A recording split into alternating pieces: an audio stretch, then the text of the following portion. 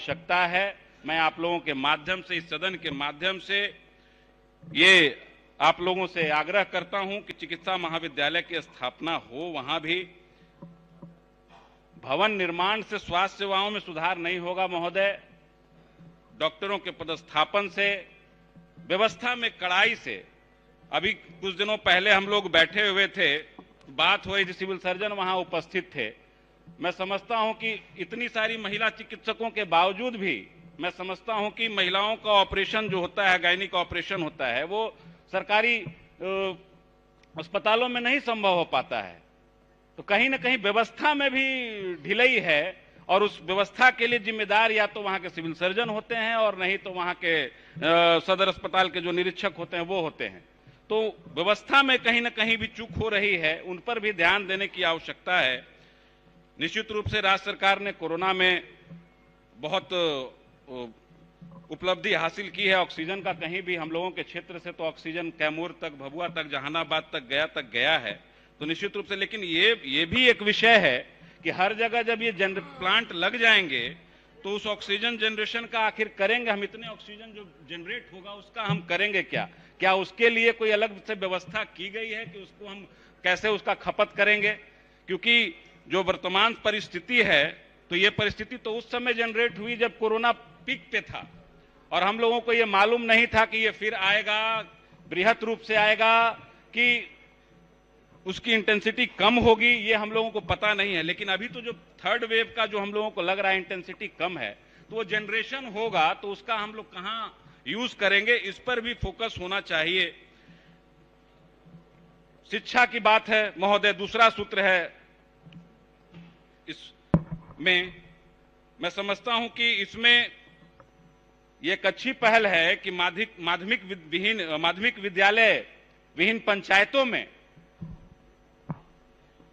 हम लोग भवन निर्माण हेतु इसमें व्यवस्था की गई है। 75 से 30 करोड़ की स्वीकृति दी गई है। निश्चित रूप से सराहनीय कदम है, लेकिन फिर वही दिक्कत, जिस प्रकार से स्वास्थ्य सेवाओं में डॉक्टरों की उपलब्धता होनी चाहिए, उसी प्रकार से अगर हम केवल भवन बनाने के लिए करें तो कहीं ना कहीं वो बेईमानी लगती है। जब शिक्षकों का ही पदस्थापन न हो, शिक्षकों की संख्या समुचित संख्या न हो, और प्राथमिक विद्यालय का तो आलम यह है महोदय कि छोटे छोटे बच्चों को मैं समझता हूं कि 2-2 किलोमीटर, 3-3 किलोमीटर भवन विहीन है, बहुत सारे प्राथमिक विद्यालय भवन विहीन है, तो उनके बच्चों को दूर जाना पड़ता है, दूसरे गांवों में जाना पड़ता है, कहीं कहीं तो सड़क पार करके जाना पड़ता है। वैसे परिस्थिति में बच्चों के साथ खतरा रहता है।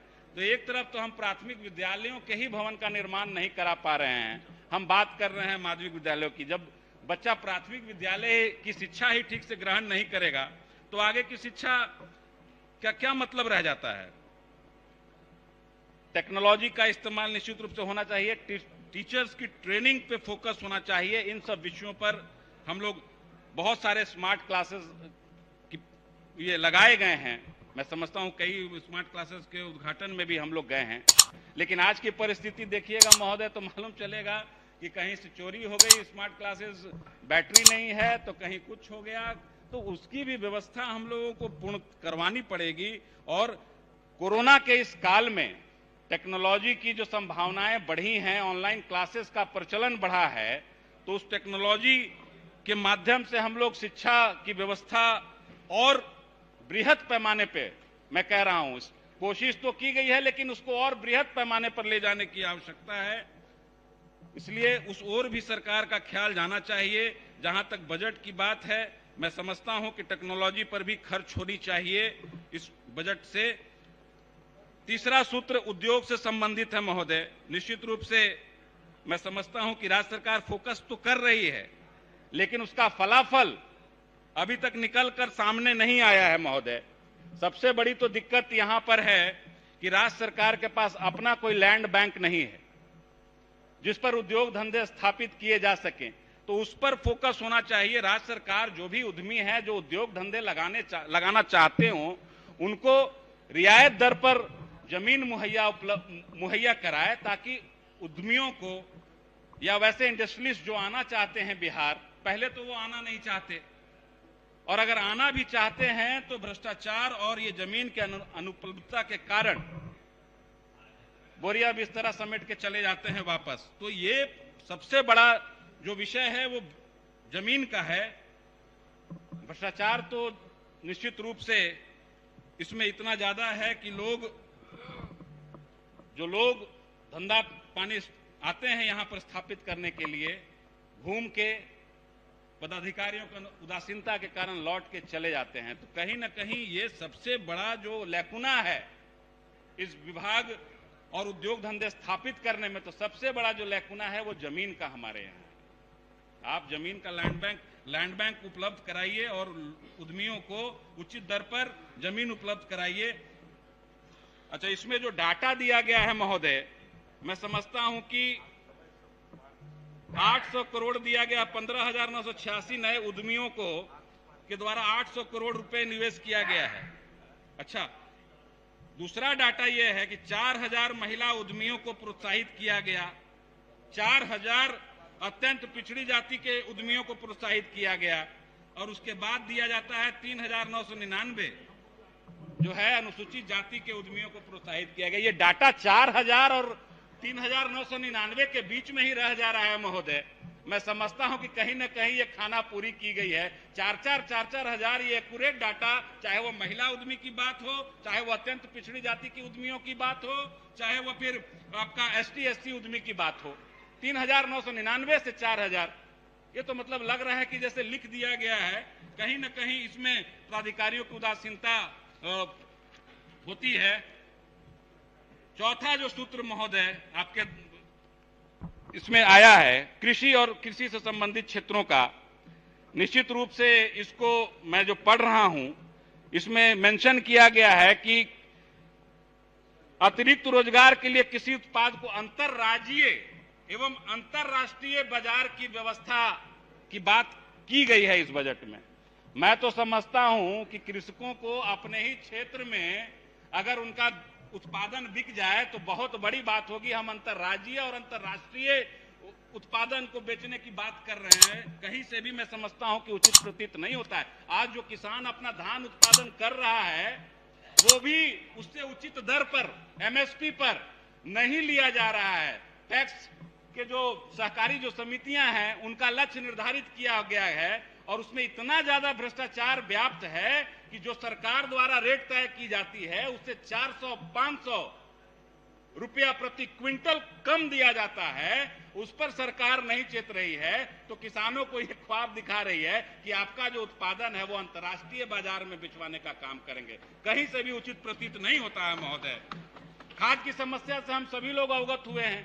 जिस प्रकार से खाद की किल्लत हुई है, और मैं देख रहा था, सुन रहा था, सुबह में ही ये प्रश्न आया था और मंत्री जी का जो बयान आया कि सब जगह खाद उपलब्ध करा दिया गया था। मैं खुद औरंगाबाद से आता हूं महोदय। खाद के लिए इतनी मारा मारी, और कई जगह तो ऐसा भी देखने को मिला कि प्रशासन द्वारा किसानों को लाठियों और डंडों से मारा जा रहा है। जब उपलब्ध था तो फिर आखिर क्यों किसानों को आप लाठी डंडों से मार रहे हैं? कहीं कहीं तो ऐसा भी देखा गया कि कोई किसान अगर 20 बोरा खाद दूसरे राज्य से लेकर आया है उस पर छापा मारा जा रहा है। अरे भाई, वो दूसरे राज्य से लेकर आया है, किसी तरीके से उपलब्ध करा के लेके आया है, उस पर भी छापामारी चल रही है। तो कहीं ना कहीं आप अंतर्राष्ट्रीय बाजार में माल बिकवाने की बात करते हैं और किसानों को खाद तक उपलब्ध नहीं करा पाते। उनका जो फसल होता है, धान होता है, गेहूं होता है, उसका भी आपके पास बेचने की व्यवस्था नहीं है, उसको भी MSP नहीं मिलता है। तो आप अंतर्राष्ट्रीय बाजार की बात करते हैं तो कहीं ना कहीं वो बेईमानी है। जिस प्रकार से 3 काले कानून आए, मैं समझता हूं कि किसानों के द्वारा अगर इतना लंबा चौड़ा विरोध नहीं किया जाता तो मैं नहीं समझता कि वो तीनों काले कानून वापस होते।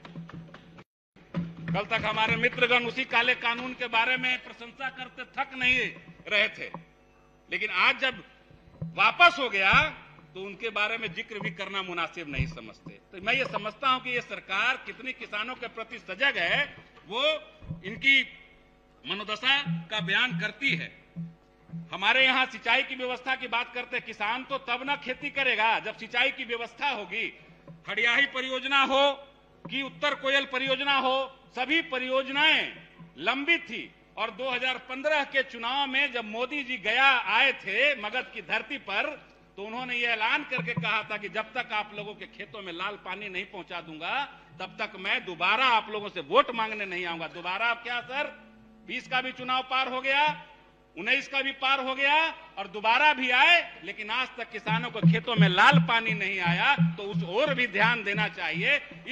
इन मुद्दों को आप अंतर्राज्यीय मुद्दे बनाकर इतनी ढिलाई बरती जा रही है, उन पदाधिकारियों पर भी दोषारोपण होना चाहिए कि आखिर क्या कारण है कि बिहार सरकार द्वारा राशि मुहैया कराने के बाद भी इतनी उदासीनता बरकरार है। और आज तक औरंगाबाद हो कि आपका गया हो कि जहानाबाद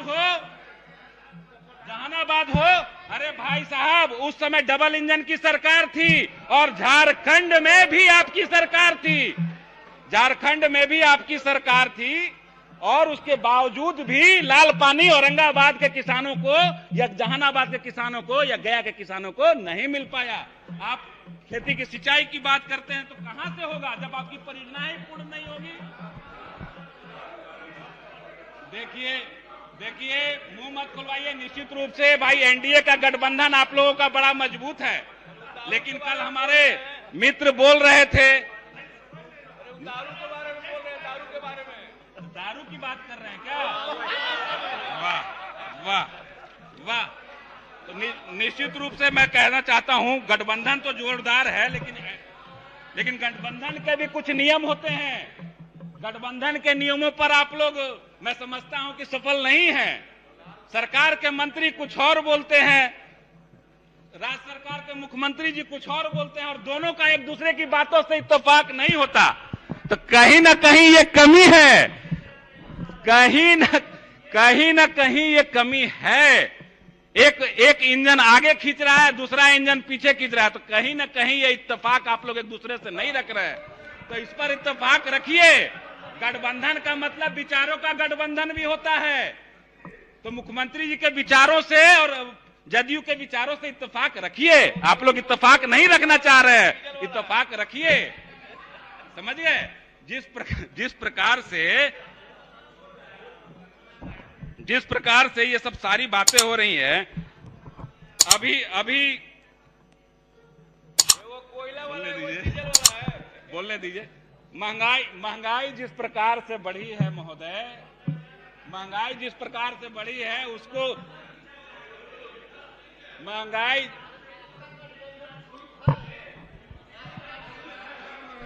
अरे भाई गठबंधन समस्याओं पर एकमत होने पर गठबंधन होता है, कार्यक्रमों नीतियों और विचारों। चलिए आप समाप्त करिए। होता है आप लोगों का ना नीति मिल रहा है, ना विचार मिल रहा है, ना समस्या एक है, सबको एक दूसरे को। अरे भाई स्थिति यही है, ये गठबंधन आपका समय समाप्त हुआ 19 मिनट। जाके आप लोग ये समझते होंगे, इसलिए समझिए इन चीजों को। 19 एक ही आदमी का नाम आया, 19 मिनट समय था, इनका समय पूरा हुआ, बैठ जाइए। धन्यवाद सर। लेकिन एक बोलना श्री संजीव चौरसिया, महंगाई पर सुन लीजिए। सखी सैया तो बहुते कमाते हैं, महंगाई डाइन खाए जाते, सब लोग त्रस्त हैं। जो प्रस्तुत बजट के पक्ष में खड़ा हुआ हूं, आपको बहुत बहुत धन्यवाद। आपने समय देने के लिए, जो मुझे बोलने के लिए आपने समय दिया है। आज माना कि इतना आसान नहीं सपनों को हकीकत हो जाना, लेकिन जिद है कुछ पाने की तो इतना कठिन भी नहीं है सपनों को हकीकत में बदल जाना। अध्यक्ष महोदय, माननीय मंत्री जी के द्वारा माननीय मुख्यमंत्री जी, माननीय उप मुख्यमंत्री जी, जो बजट का पूरा आकार का एक समग्र बजट है, इसमें विकास के चौतरफा विकास का भी चिंतन हुआ है। शिक्षा, स्वास्थ्य, आधारभूत संरचना, ग्रामीण विकास को विशेष ध्यान दिया गया है। बिहार के लगभग 2,37,691.19 करोड़ रुपए का जो वर्तमान बजट से स्पष्ट है कि किस प्रकार ये बजट सरकार के सामाजिक क्षेत्र और ढांचागत विकास को अपना आवंटित केंद्र किया है। इस बार के बजट में सामाजिक सेवा पर 40.20%, आर्थिक सेवा पर 25.25% और सामान्य सेवा पर 27.82% का आवंटन रखा गया है। ये बजट दर्शाता है कि सरकार का बजट का बड़ा हिस्सा है। अध्यक्ष महोदय, इस बजट के अंतर्गत महिलाओं, प्रक्रिया, युवाओं सबका चिंतन मनन हुआ है। आज आपको ध्यान आकृष्ट आपके माध्यम से करना चाहेंगे कि इस बजट का अपने आकार में इस कोरोना के कार्यकाल में भी वृद्धि, जहां संपूर्ण देश में अलग अलग प्रकार से डगमगाती भी दिखाई दे रही थी, आर्थिक वृद्धि दर्ज की गई है। 202.5% की विकास दर हासिल हमने किया है। शिक्षा के क्षेत्र में जिन 6 बिंदुओं पर माननीय महोदय कह रहे थे, अगर देखने का चश्मा विकासात्मक दृष्टिकोण से रखेंगे तो विकास ही विकास नजर आएगा। इस 6 बिंदुओं पर अलग अलग प्रकार से अगर शिक्षा में हम देखते हैं तो लगभग 16.50% की वृद्धि पूरा मजबूती के कारण इंफ्रास्ट्रक्चर डेवलपमेंट का किया गया है। जब हम लोग विद्यार्थी परिषद में थे तो युवाओं से भी मांग करते थे, सरकार से उस समय बात करते थे कि बजट का 6% हो। आज तो बजट का 16.50% हिस्सा राज्य सरकार की तरफ से दिया गया है, जो अपने आप में बहुतायत में बढ़ता हुआ कदम है शिक्षा जगत का। इसके अंतर्गत 39,191 करोड़ रुपया का प्रावधान किया गया है, यानी कि शिक्षा पर 3.44% की वृद्धि पिछली बार से हुई है। लगभग 6,298 +2 स्कूलों का भवन के लिए 7,530 करोड़ रुपया का मंजूरी किया गया है। 6,421 माध्यमिक विद्यालय जो विहीन में पंचायत चिन्हित करके इतना माध्यमिक 6,421 माध्यमिक विद्यालय का स्थापना की गई है। अध्यक्ष महोदय, मैं कहना चाहूंगा कि आजादी के पूर्व इसके पश्चात जब इंजीनियरिंग कॉलेज की जब बात करते हैं तो 1886 में स्थापित जो इंजीनियरिंग कॉलेज था उसकी भी संख्या आप देखेंगे तो एक नगण्य प्रकार से थी, पर 2004 में एनआईटी का गठन और आजादी के पश्चात अलग अलग प्रकार से जो इंजीनियरिंग कॉलेज की स्थापना हुई है। आज आप शिक्षा के आकार को देखेंगे, वो डिजिटल के माध्यम से हो चाहे शिक्षा के पूरे भारत के मापदंड को हो, तो हमने विश्वविद्यालय के निर्माण भी करने का काम किया है और शिक्षा के अनेक बिंदुओं को छूने का भी काम किया है। वही स्वास्थ्य के क्षेत्र में अगर देखेंगे तो स्वास्थ्य की सुविधा बेहतर करने के लिए अगर हम लोगों ने टीकाकरण के दृष्टि से लगभग 11.80 करोड़ अलग अलग प्रकार से फर्स्ट डोज या सेकंड डोज जो देने का काम किए हैं, ये अपने आप में देश का अभूतपूर्व उदाहरण है। अध्यक्ष महोदय, स्वास्थ्य की दृष्टि से 16,134.39 करोड़ का प्रावधान किया गया है, यानी कि इसके आकार को भी बढ़ाकर जो कि 22.2% अधिक है। हमें जानते हैं कि कोरोना के वैश्विक महामारी में जिस प्रकार से विश्व को पूरी तरह से प्रभावित किया है, पर 2020 से हम कोरोना के महामारी से प्रभावित हैं, पर हम लोगों ने अलग अलग प्रकार से जो ऑक्सीजन प्लांट अलग अलग प्रकार के देशों में होता था, पर हम लोगों ने बिहार के दृष्टि से ऑक्सीजन प्लांट के लिए सभी मेडिकल कॉलेज में व्यवस्था करने का जो सराहनीय काम किए हैं और लगभग 122 जगहों पर पीएससी ऑक्सीजन जनरेशन प्लांट जो चालू किए हैं, वो समय समय पर उसका उपयोग अपने आप में दृढ़ीकरण इस बात को साबित करता है। और स्वाभाविक है कि इसके लिए मेंटेनेंस की जरूरत पड़ेगी। सरकार इसके चिंतन मनन से मेंटेनेंस की प्रक्रिया को भी आगे बढ़ाने का काम करेगी। और 5 नए मेडिकल कॉलेज की जो स्थापना हुई है, इस बात का द्योतक है कि सरकार चिंतित है कि प्रत्येक कमिश्नरी से लेकर जिले में मेडिकल कॉलेज की स्थापना कैसी हो, उसके मनन के साथ साथ क्रियाशील भी करने का काम किए हैं। अध्यक्ष महोदय, उद्योग के क्षेत्र में एक बड़ा बढ़ावा मिला है। अब तक उद्योगों के क्षेत्र में अलग अलग प्रकार से जब चिंता होती थी तो लगता था कि दूसरे प्रांत में ही उद्योग लग पाएगा, पर बिहार का दृष्टिकोण, बिहार के विकास की किरण अब बढ़ने लगे हैं, तो उद्योग के लिए भी निवेशक बिहार आना प्रारंभ किए हैं। एक इथेनॉल का बड़ा प्रस्ताव पूरे देश के अंतर्गत जो दिखाई दे रहा है, बड़ी क्रांति की जो रचना है, तो बिहार में 151 प्रस्ताव आए हैं। अध्यक्ष महोदय, 17 प्रस्ताव केंद्र को भेजने का भी काम किए हैं। इसके अंतर्गत 35 करोड़ 80 लाख लीटर प्रति वर्ष इकरारनामा भी हुआ है और पूरे कृषि के क्षेत्र में इसका एक बढ़ावा मिलेगा। इसका परिणाम यह है कि उद्योग के बढ़ावा के साथ साथ इसके रफ्तार के लिए 1,643.74 करोड़ का प्रावधान जो किया गया है, इससे इथेनॉल के माध्यम से 2.60 लाख नौकरियों का भी इजाफा निश्चित तौर पर होगा। तो प्रत्यक्ष अप्रत्यक्ष नौकरी का प्रावधान भी इस इंडस्ट्रीज के माध्यम से होने वाले हैं। जैसा कि उद्योग एक बड़ा केंद्र बिंदु बिहार की ओर आकर्षित होते जा रहा है, इसमें डबल इंजन की सरकार का ही लाभ है कि केंद्र और राज्य मिलकर इस क्षेत्र को बढ़ावा देने का काम कर रहे हैं। कृषि के क्षेत्र से जब देखेंगे तो कृषि के खाद्य संस्करण और कृषि निर्यात नीति से खेती किसानों की हालत सुधरेगी। इस क्षेत्र के विकास के रफ्तार के लिए 7,712.30 करोड़ का प्रावधान है।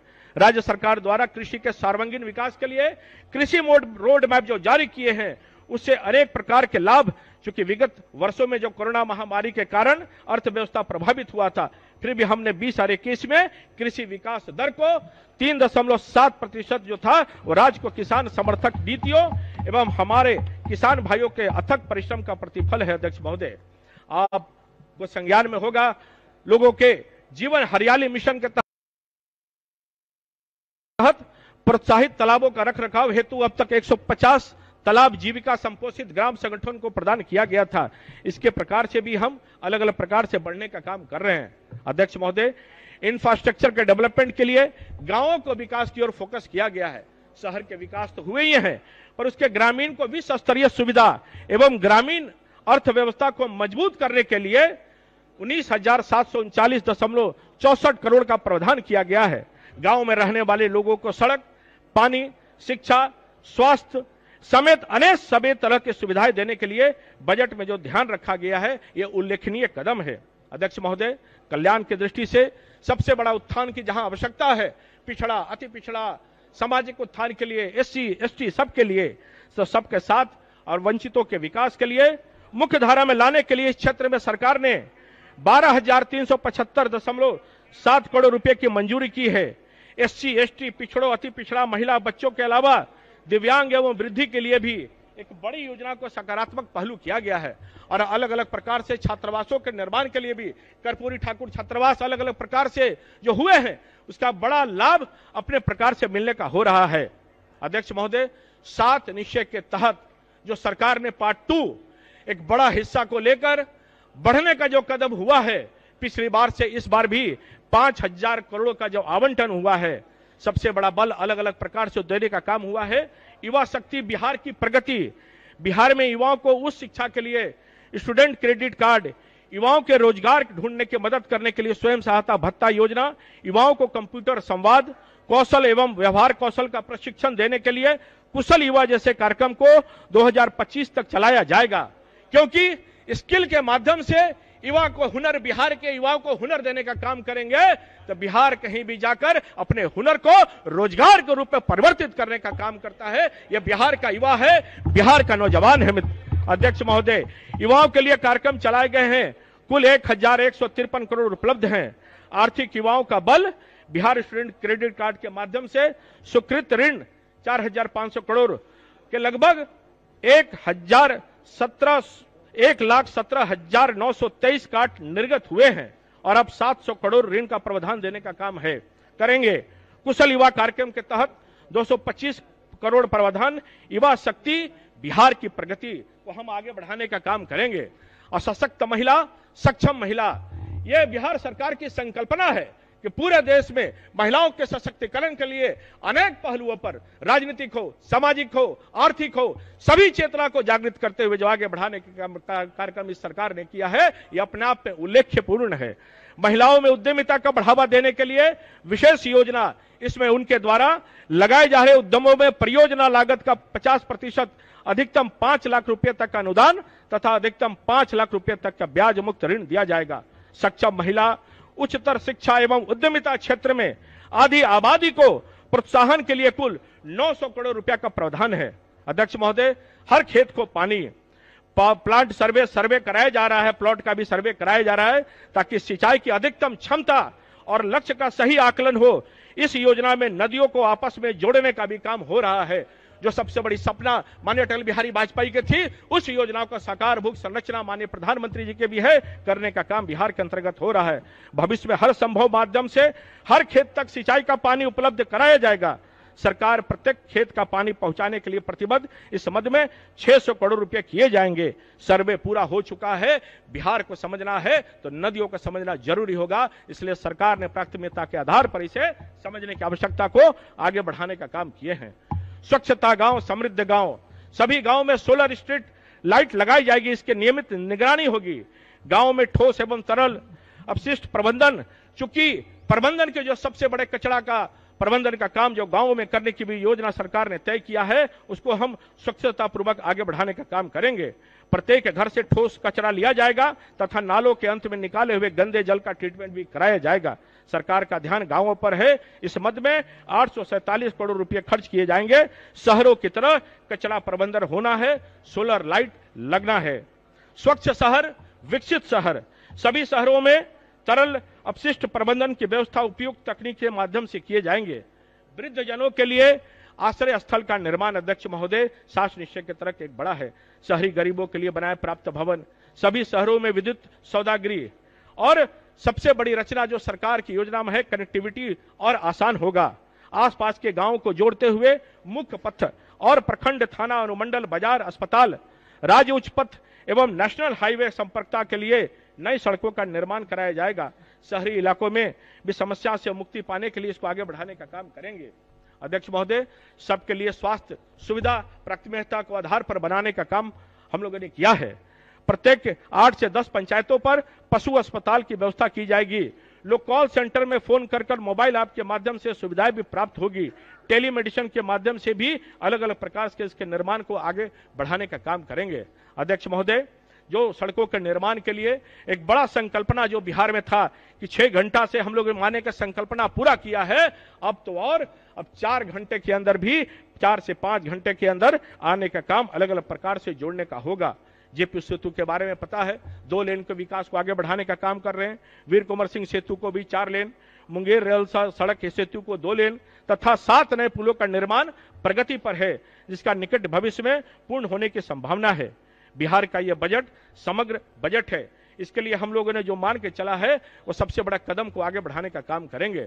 श्राम बद्दी को पूर्णतः लागू करने वाला जो राज्य आगे बढ़ने का काम कर रहा है, उसमें हम निश्चित तौर पर आगे बढ़ाने का काम कर रहे हैं। अध्यक्ष महोदय, आज जो सबसे बड़ी सुविधा के रूप में इस सरकार ने काम करने का काम किया है, उन सब विषयों पर जब हम आगे बढ़ते हैं और पाते हैं अपने आप को कि एक अलग अलग प्रकार से राज्य ने विकास का जो पैमाना चढ़ाया है, जो आत्मबल शक्ति गौरव में इतिहास रचने का काम किया है, उसके लिए भी बजट का प्रावधान राज्य के सरकार ने किया है। आज राज्य के सरकार ने सांस्कृतिक विरासत के लिए, म्यूजियम के उत्थान के लिए इस सबसे बड़े विषय को आगे बढ़ाने का काम किया है। राज्य के सरकार ने यह शहरी के लिए, विकास के लिए जो अधिकतम दरों की रचना जो होती थी, पूरे देश में यह दिखाई देता था कि शहरीकरण का क्षेत्र कम बढ़ रहा है बिहार में। आज बिहार सरकार ने शहरीकरण के दौर को आगे बढ़ाने का काम किया है कि गांव भी बढ़ रहा है, पर शहर की आबादी, गांव की आबादी को भी शहरीकरण का लाभ मिलने का काम हो। पटना के शहरों में भी मेट्रो की व्यवस्था से लेकर सड़कों के 4 लेन से लेकर अलग अलग प्रकार से जो पटना रचता है, बसता है, आत्मा है बिहार का, उस पटना को जिस प्रकार से सौंदर्यीकरण के माध्यम से सरकार ने बजट का प्रावधान करते हुए आगे बढ़ाने का काम किया है, वो धन्यवाद के पात्र हैं। आज गंगा परियोजना के माध्यम से, गंगा के क्लीन के माध्यम से डॉल्फिन, जिस विधानसभा से मैं आता हूं, वहां की डॉल्फिन जिस प्रकार से दिखाई देती है, एक नेशनल हेरिटेज के रूप में डॉल्फिन वहां दिखाई देती है। इस रचना को सरकार ने योजना के तहत उसको ग्रीन डॉल्फिन के रूप में संरक्षित और संरक्षित सुरक्षित रखने का काम किया है। तो सरकार की ही संकल्पना है, उसको आगे बढ़ाने का काम सरकार ने किया है। अध्यक्ष महोदय, आज सब विषय पर, सांस्कृतिक विरासत के विषय पर, आर्थिक विरासत के विषय पर और उच्च शिक्षा के विषय पर जो सबसे बड़ी उपलब्धि सरकार ने किया है, आज अभिनंदन के पात्र इस बजट के माध्यम से सबको आगे बढ़ाने का काम करना चाहिए। और तो और जब हम कृषि के विकास की ओर देखेंगे, क्योंकि बिना किसान का बिहार का विकास संभव नहीं हो सकता है, तो जिस प्रकार से मुफ्त बिजली से लेकर फीडर से लेकर अनेक योजनाओं को किए हैं, यह मन का भाव है। इस आस्था का जो व्यवस्था करने का काम सरकार के किए हैं, उसके लिए अभिनंदन है। पर आस्था के व्यवस्था में कुव्यवस्था का चिंता और चिंतन नहीं हो सकता है, उस आस्था में व्यवस्था का ही चिंतन हो सकता है। हमको इसके बारे में चिंतन और मनन करनी चाहिए। मैं आपसे यही कहना चाहूंगा अंत में कि तूफानों में भी जलता रहे वो दिया बनो, बरसात में सैलाब न जाए वो दरिया बनो, क्योंकि सहनशीलता से विकास होता है और उग्रवादिता से विनाश होता है।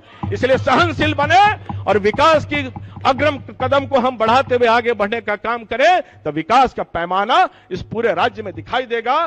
क्योंकि बढ़ता बिहार, चढ़ता बिहार, गौरवमय बिहार, बिहार के युवाओं और जो उत्थान पूरे विश्व में कर रहा है, धन्यवाद है सरकार को, बिहार का बिहारीपन बढ़ाने का काम किए हैं कि अनेक प्रांतों में जहां जहां बिहार का बिहारीपन जाता है वो कहीं न कहीं व्यंजन के माध्यम से, प्रतिभा के माध्यम से, कला के माध्यम से, मधुबनी पेंटिंग से लेकर भागलपुर पेंटिंग से लेकर सभी प्रकार के वो अपने छोड़ कर आने का काम करता है कि स्मृति में बिहार का बिहारीपन लगातार झलकते रखता है, दिखते रहता है। आज अफसरशाही से लेकर जो भी देखे बिहार का कीर्तिमान चारों ओर फैला हुआ है। अध्यक्ष महोदय, आपने समय देने का काम दिया है, इसके लिए बहुत बहुत बधाई है कि बिहार की अच्छाइयों की ओर देखना सीखे। जब अच्छाई नहीं दिखाई देगी, केवल चश्मा का बुराई ही बुराई देखी, तो विकास का पैमाना नहीं देख सकते हैं। इसलिए बड़ा लेंस अच्छाइयों का करे और बाइफोकल करके देखे तो विकास का दर नजदीकियां दूरियां दोनों दिखाने का काम करेगा। तो माइक्रो प्लानिंग और माइक्रो प्लानिंग दोनों प्लानिंग हमने करके आगे बढ़ाने का काम किया है। आपको बहुत बहुत धन्यवाद अध्यक्ष। श्री संदीप सौरभ।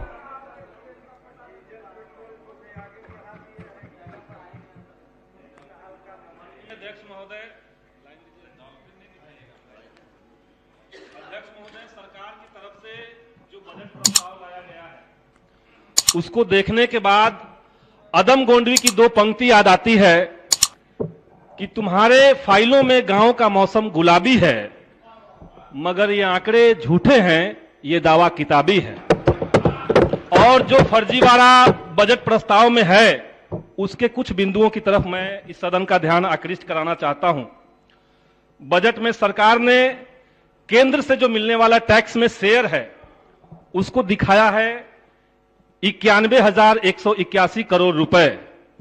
लेकिन कुछ दिनों पहले जो यूनियन का बजट आया, केंद्र सरकार का जो बजट आया था, उसमें केंद्र सरकार ने बिहार को जो टैक्स वाला हिस्सा देने की बात कही वो सिर्फ 82,139 करोड़ का, यानी 10% का फर्जीवाड़ा टैक्स को बढ़ा करके दिखाने के लिए, आमद को बढ़ा करके दिखाने के लिए सरकार ने किया।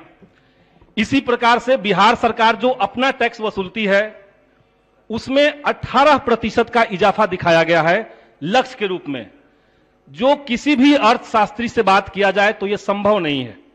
यह वर्तमान स्थिति में बिहार में संभव नहीं है। सवाल यह उठता है महोदय कि यह बार बार टैक्स को बढ़ा करके दिखाने का, आंकड़ों से जो खेलने का सरकार का रवैया है, इसका असल में जो खामियाजा भुगतना पड़ता है वो बिहार की जनता को भुगतना पड़ता है। पिछली बार सरकार ने शिक्षा, खेलकूद, कला और संस्कृति के ऊपर जो बजट एलोकेट किया था सदन के अंदर वो था 39,351 करोड़ रुपए, लेकिन जो वास्तविक अलॉटमेंट हुआ वो 31% कम हुआ, क्योंकि आपने बजट के समय दिखाया कि हमारे पास खूब पैसा आ रहा है, और जब बजट एलोकेट करना था शिक्षा डिपार्टमेंट को तो आपने सिर्फ 27,347 करोड़ ही अलॉट किया। इसी तरीके से SC, ST, OBC और माइनॉरिटी वेलफेयर के लिए सरकार ने जो बजट की घोषणा सदन के अंदर की उसमें 76% की कटौती करते हुए बजट एलोकेट किया गया। और ऐसे तमाम आंकड़े यहां पे हैं जो सरकार के लिफाफेबाजी का और बजट में जो दिखावटीपन किया गया है वो हमारे सामने है। महोदय, रूरल डेवलपमेंट के ऊपर पिछली बार सरकार ने बजट अलॉटमेंट से जो वास्तविक बजट दिया था उसमें वो 40% कम रहा। इसी तरीके से एग्रीकल्चर और एलाइड एक्टिविटीज में 52% की कटौती हुई। तो इस तरह से आंकड़ों पे हम नहीं जाते हैं, बल्कि जो ज्वलंत सवाल बिहार के हैं और जो बजट से और सरकार की मंशा से जो चीजें गायब दिख रही है उसकी तरफ हम सरकार का इस सदन के माध्यम से ध्यान आकृष्ट कराना चाहते हैं। और वो निश्चित तौर से रोजगार का मसला है। जो हाल में NSO का आंकड़ा है, नेशनल स्टैटिस्टिकल ऑफिस का जो आंकड़ा है, वो ये कह रहा है कि 15 साल से लेकर के 59 साल की आयु में जो लेबर फोर्स पार्टिसिपेशन रेशियो है वो बिहार में सिर्फ 27.5% है। सिर्फ इतने लोगों का ही लेबर फोर्स का पार्टिसिपेशन SGDP बजट में हो रहा है। इसका सीधा मतलब है कि बड़े हिस्से के पास कोई रोजगार नहीं है। ये राष्ट्रीय आंकड़ा 41% के आसपास है। और रोजगार की बात करते हुए मुझे हाई कोर्ट का एक जजमेंट जो पिछले साल 15 जुलाई को आया था, मैं उसको कोट यहां पे करना चाहता हूं। हाई कोर्ट ने कहा था, माननीय हाई कोर्ट का एक वर्डिक्ट में यह बात आई थी कि भारत के संविधान में परिभाषित कोई भी संस्था इतनी बेदिमाग अर्थात माइंडलेस नहीं है जितनी बिहार की सरकार। अपनी गलती को छुपाने के लिए कोई भी संस्थान इतनी बेशर्मी नहीं कर सकती है जितनी कि बिहार की सरकार। ये हाईकोर्ट ने क्यों कहा? शिक्षा विभाग के शिक्षा से जुड़े हुए एक मसले पर रीट पिटीशन के जवाब में ये हाईकोर्ट ने कहा था। और हम देख रहे हैं कि आज बिहार में तमाम ऐसी बहालियां हैं जो सरकार के माइंडलेसनेस के चलते लाखों अभ्यर्थियों का जीवन जो है, उनका जो भविष्य है, उसको अंधकारमय बनाया जा रहा है। एसटीईटी बहाली 2019 की अगर बात करें तो उसमें जो सरकार की तरफ से 37,000 बहालियों में हमें लगता है कि 37 बार गलतियां की गई है। पहले बार 12 मार्च को रिजल्ट जो आया, कहा गया कि सबकी नियुक्ति पक्की समझी जाए, सबकी नौकरी पक्की समझी जाए। माननीय शिक्षा मंत्री ने, शिक्षा विभाग के अपर मुख्य सचिव ने और शिक्षा विभाग के तमाम आला अधिकारियों ने प्रेस कॉन्फ्रेंस करके ये बात कहा।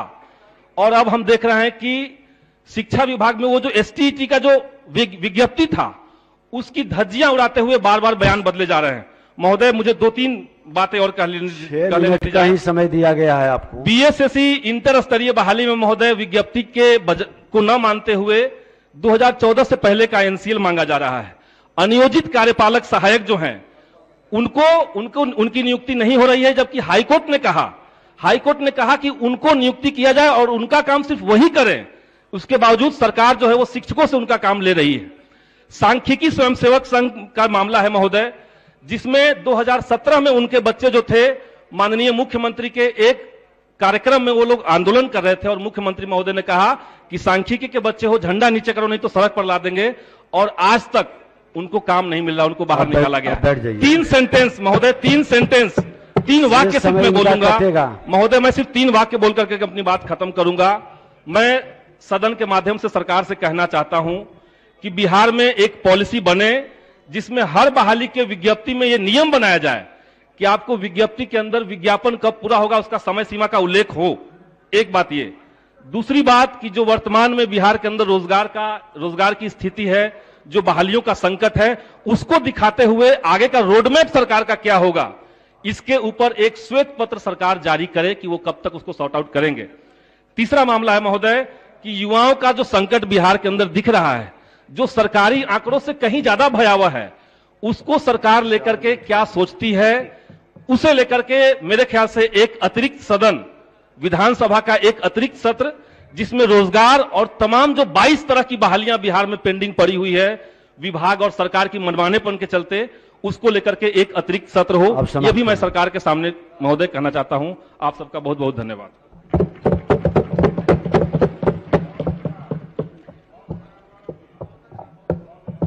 श्रेयसी सिंह, माननीय सदस्य। अध्यक्ष महोदय, बजट 2022-2023 पर अपने विचारों को सदन के पटल पर रखने का अवसर देने के लिए आपको बहुत बहुत धन्यवाद। आसन के माध्यम से सदन में उपस्थित सभी माननीय सदस्यों का अभिनंदन करती हूं। एक समाज के रूप में कोरोना महामारी के कारण जिन परिस्थितियों को हमने झेला है, उसका मर्म महान शायर जॉन एलियो की 2 पंक्तियों से बयान करना चाहती हूं। कौन सीखा है सिर्फ बातों से, सबको एक हादसा जरूरी है। अध्यक्ष महोदय, कोरोना महामारी ने हम सबको जीवन में बड़े बदलाव ला दिए। हम सब ने अपनों को खोया है। बिहार में कोरोना संक्रमण के कारण कई परिवारों ने अपने परिजनों को खोया है। जहां 50,000 रुपए की दर से अतिरिक्त राशि भी दी जा रही है, जिसे केंद्र सरकार ने आपदा राहत मद में अनुमान्य किया है। बिहार एकमात्र ऐसा राज्य है जहां राज्य सरकार द्वारा कोरोना संक्रमण में मृत व्यक्ति के परिवार को 4 लाख रुपए के दर से अनुग्रह अनुदान दिया जा रहा है। राज्य में मुफ्त कोविड टेस्ट भी किए जा रहे हैं। स्वास्थ्य की बुनियादी सुविधाओं में विगत 2 साल से काफी सुधार हुआ है। बिहार में 11.280 करोड़ लोगों का टीकाकरण हो चुका है। 100 से भी ज्यादा जगहों पर ऑक्सीजन प्लांट को शुरू कराया गया है। कोरोना महामारी से लड़ने के लिए हमारी तैयारी पूरी है और हम मजबूत हैं। यह हमारे नेतृत्व करता माननीय मुख्यमंत्री जी के सौष्ठव को प्रकट करता है। इसके अलावा भारत सरकार ने बिहार को अपेक्षित सहायता प्रदान की है। राजकोषीय असंतुलन के से निपटने के लिए केंद्र सरकार ने ऋण लेने की सीमा भी बढ़ोतरी की है। माननीय मुख्यमंत्री जी के नेतृत्व में बिहार वर्ष 2020-2021 के दौरान पूरे देश में राज्य सर्वोच्च स्थान पर था। विपरीत परिस्थितियों के बावजूद राज्य सरकार तथा केंद्र सरकार के संयुक्त प्रयास से इस वर्ष बिहार देश में सबसे ज्यादा आर्थिक दर प्राप्त करने वाला राज्य रहा। बिहार सरकार ने 2.37 लाख करोड़ का बजट पेश किया है। इस बार बजट में आधारभूत संरचना का विकास, रोजगार सृजन और कोविड के कारण पिछले 2 वर्ष में स्थिर रहे आर्थिक गतिविधियों को तेज करने के लिए उद्यमिता विकास और ग्रामीण क्षेत्रों के विकास पर जोर दिया गया है। इस बजट में पूर्व से चली आ रही 7 निश्चय 1 की योजनाओं को पूर्ण करने के साथ तथा 7 निश्चय 2 की निर्धारित योजनाओं की स्वीकृति एवं क्रियान्वयन का लक्ष्य रखा गया है एवं इसके लिए राशि की भी व्यवस्था की गई है। इस बजट के माध्यम से राज्य के सभी समुदाय और वर्गों का विकास संभव होगा। सामाजिक विकास को लेकर सरकार कितनी गंभीर है, यह इस बात से समझा जा सकता है कि सामाजिक क्षेत्र में बजट का 65% खर्च होगा। अध्यक्ष महोदय, गौर देने की बात है कि 2005, 2004 और 2005 का बजट मात्र 23,885 करोड़ का था, लेकिन इस बार बिहार सरकार के माननीय उप मुख्यमंत्री सह वित्त मंत्री माननीय तारकिशोर प्रसाद जी ने यह बजट बढ़ाकर 2,37,691.19 करोड़ रुपए बजट का किया है। मतलब पिछले 16 वर्षों में यह बजट 10 गुना बढ़ोतरी किया है। जाहिर है कि बजट की राशि बढ़ेगी तो बिहार के विकास के कार्यों में भी इसकी झलक दिखाई देगी और 90 के दशक से आज के बिहार को नजदीक से देखने वाले ये लोग ये बात महसूस कर रहे हैं। अध्यक्ष महोदय, भारत हमेशा से कृषि प्रधान राज्य रहा है और किसानों के लिए सबसे महत्वपूर्ण होता है उनके खेतों की सिंचाई, और इसके लिए आपके माध्यम से इस सदन को बताना चाहूंगी कि हर घर हर खेत तक सिंचाई का पानी पहुंचाने के लिए सरकार कटिबद्ध है। इस महत्वाकांक्षी परियोजना के लिए पहले चरण का सर्वेक्षण पूर्ण कर लिया गया है। युवा शक्ति बिहार की प्रगति के तहत प्रथम फेज में राज्य के 60 राजकीय औद्योगिक प्रशिक्षण केंद्र को सेंटर ऑफ एक्सीलेंस में बदलने के लिए टाटा टेक्नोलॉजी के साथ अनुबंधन किया गया है। बिहार में इंजीनियरिंग यूनिवर्सिटी, मेडिकल यूनिवर्सिटी और साथ साथ स्पोर्ट्स यूनिवर्सिटी का स्थापना के लिए भी कानून बनाया गया है। स्पोर्ट्स यूनिवर्सिटी के पदों की स्वीकृति की प्रक्रिया भी चालू है।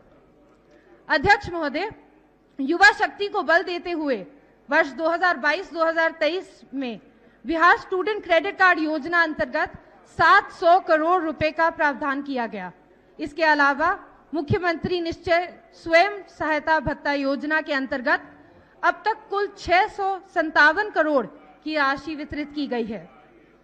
वर्ष 2022 और 23 में इस योजना के अंतर्गत 200 करोड़ का प्रावधान भी किया गया। यही नहीं, कुशल युवा कार्यक्रम के तहत वर्तमान में कुल 1496 प्रशिक्षण केंद्र संचालित है। अभी तक इस योजना पर 702 करोड़ व्यय हुआ है और वर्ष 2022-23 में इस योजना अंतर्गत 225 करोड़ रुपए का प्रावधान किया गया है। बिहार से जब झारखंड अलग हुआ था तब राज्य में हरित आवरण का क्षेत्र मात्र 9% रह गया था, जबकि आज हरित आवरण का क्षेत्र बढ़कर 15% के करीब पहुंच गया है। बिहार सरकार कितनी इको फ्रेंडली है संक्षिप्त करिए कि इसे जानने जल जीवन हरियाली अभियान चलाया और विश्व में सबसे बड़ी मानव श्रृंखला का निर्माण किया गया। साथ ही जल जीवन हरियाली योजना के लिए 24,000 करोड़ की राशि भी प्रावधान की गई है। अध्यक्ष महोदय, सदन के माध्यम से, इस शासन के माध्यम से मैं एक युवा होने के नाते, एक नारी होने के नाते माननीय मुख्यमंत्री सह उप मुख्यमंत्री जी का तहे दिल से धन्यवाद देती हूं कि उन्होंने इस बजट में युवाओं का, महिलाओं का विशेष करके ध्यान रखा है। बहुत बहुत धन्यवाद। श्री मनोज मंजिल, 4 मिनट का समय है आपका। 2 मिनट आपने ले लिया इनका। महोदय, बजट का जो सच है वो मैं रखने का प्रयास कर रहा हूं। Central for monitoring Indian economy की एक रिपोर्ट आई है। देश में 8% बेरोजगारी दर है और बिहार के गांवों में 13.5% और शहरों में 18% बेरोजगारी दर है। 4.5 करोड़ युवा बेरोजगार हैं। बिहार में हर तीसरा ग्रेजुएट बेरोजगार है। देश में आधी आबादी मात्र 4,500 के कमाई पर गुजारा कर रही है। 84% लोगों की आमदनी घट गई और देश में 102 से 145 अरबपति हो गए। बिहार में चाहे वो विद्यालय हो, चाहे विश्वविद्यालय हो, चाहे न्यायालय हो, चाहे चिकित्सालय हो, चाहे सचिवालय हो, चाहे कार्यालय हो, चाहे पुलिस फोर्स हो, बैंक, कोई भी आप विभाग उठा लीजिए, 60 से 70% पद खाली पड़े हैं। शिक्षा मंत्री जी पीठ थपथपा रहे हैं, रोज अखबारों में आ रहे हैं, बहुत शिक्षक की बहाली कर दिए। अरे 3 साल में मात्र 37,000 शिक्षकों की बहाली किए। 3.5 लाख पद खाली पड़े हैं पूरे बिहार में। नौजवान,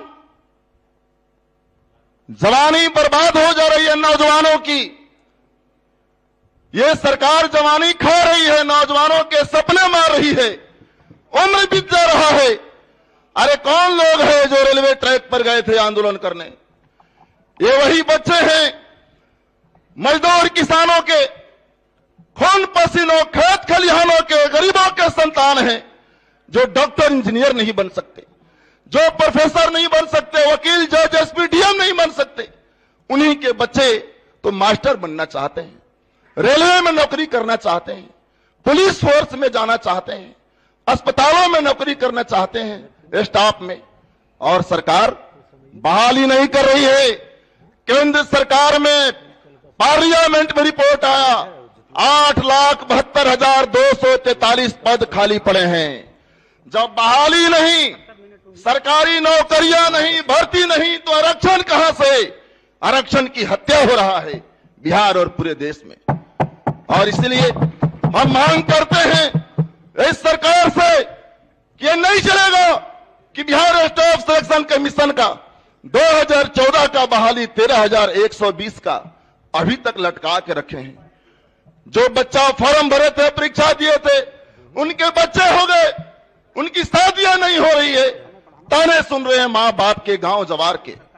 और इसलिए महोदय, मैं कहना चाहता हूं कि ये सरकार बहाली कैलेंडर जारी करे और हिम्मत है सरकार को तो रोजगार पर, नौकरी पर स्पेशल सत्र बुला ले 2 दिन का, बस करा लो बिहार में। और मित्रों, शिक्षा की क्या हालत है? 9th क्लास के, मिडिल क्लास के बच्चे हिंदी नहीं पढ़ना जान रहे हैं 60% से ज्यादा। अंग्रेजी का रीडिंग देना नहीं आता। मिडिल क्लास के बच्चों को जोड़ घटाव गुणा भागा नहीं आता। अरे कैसे उनका भविष्य बनेगा?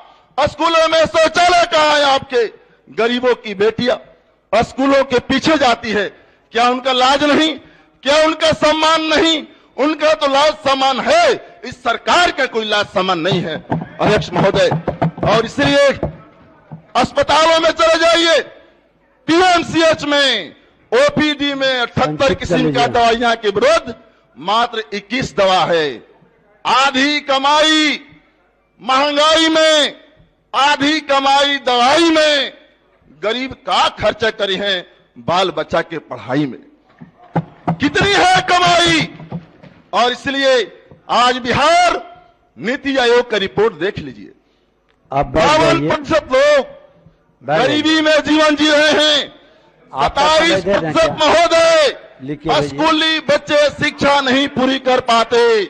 शिक्षा का निजीकरण हो रहा है। गरीब के बच्चों को स्कूलों से, विश्वविद्यालय से बाहर करना चाहते हैं। और इसलिए महोदय, 1 मिनट महोदय, ये बिहार भूख, आप बैठ ये जाइए। बिहार गरीबी से, भावना बेरोजगारी से, श्री ललित नारायण मंडल कुपोषण से मुक्ति चाहता है। महंगाई से, जाति, धर्म और नफरत की राजनीति से ये बिहार मुक्ति चाहता है। आदरणीय और इसे अध्यक्ष महोदय, मैं आपका अपने माननीय ज्यादा समय दे मुख्यमंत्री चुके हैं। नीतीश कुमार जी का, अपने वित्त मंत्री जी का, आप बैठ जाइए, आप बैठ प्रसाद जी जाइए। का और श्रवण बाबू का शुक्रगुजार हूं कि हमको आपने यहां पर बजट पर बोलने का मौका दिया है। अध्यक्ष जी, हमारे हर दिल अजीज वित्त मंत्री द्वारा जो प्रस्तुत बजट है वह काबिले तारीफ है। विरोध केवल विरोधी को करना है, यह कोई नीति नहीं है। उसके नियति को देखना चाहिए। अध्यक्ष जी, विगत वर्षों में या तुरंत अभी जो कोरोना काल गुजरा है, उसमें हमारी सरकार ने क्या नहीं किया है। कोरोना को समुद्र के 7 समुद्र के पार फेंकने में दिल्ली सरकार और बिहार सरकार ने सारी जुगत लगा दी। और हम लोगों में सभी लोग जानते हैं कि बिहार में अभी तक 11 करोड़ 88 लाख वैक्सीनेशन पूरा हुआ है, जिसके कारण कोरोना का प्रभाव बहुत कम हुआ है। दुर्भाग्य से यदि किसी परिवार में कोरोना के चलते मृत्यु हुई है तो हमारी सरकार ने उस पीड़ित परिवार को प्रति मृत्यु पर 4 लाख रुपया अनुदान के रूप में दिया है और केंद्र सरकार से 50,000 रुपये का अनुदान मिला है। ये साधारण बात नहीं है। यह बिहार है जहां पर ये 4 लाख का अनुदान मिला है और कहीं पर यह संभव नहीं हुआ है।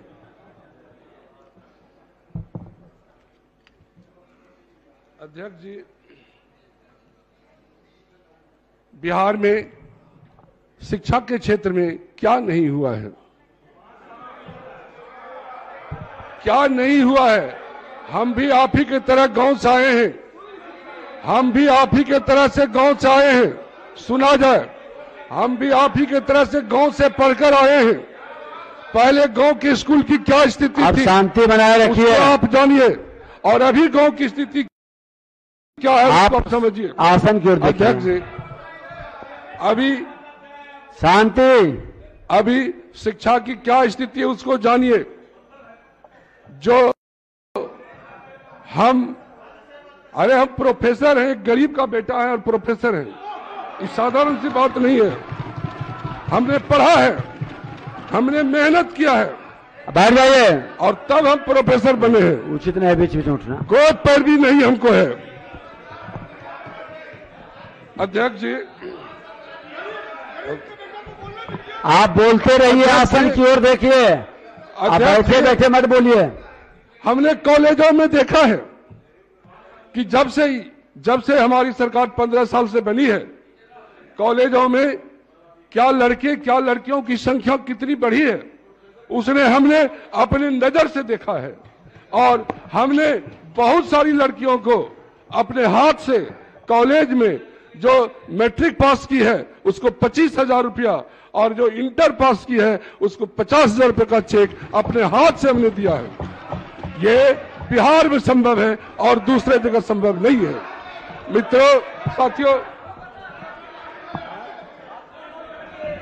पहले क्या होता था?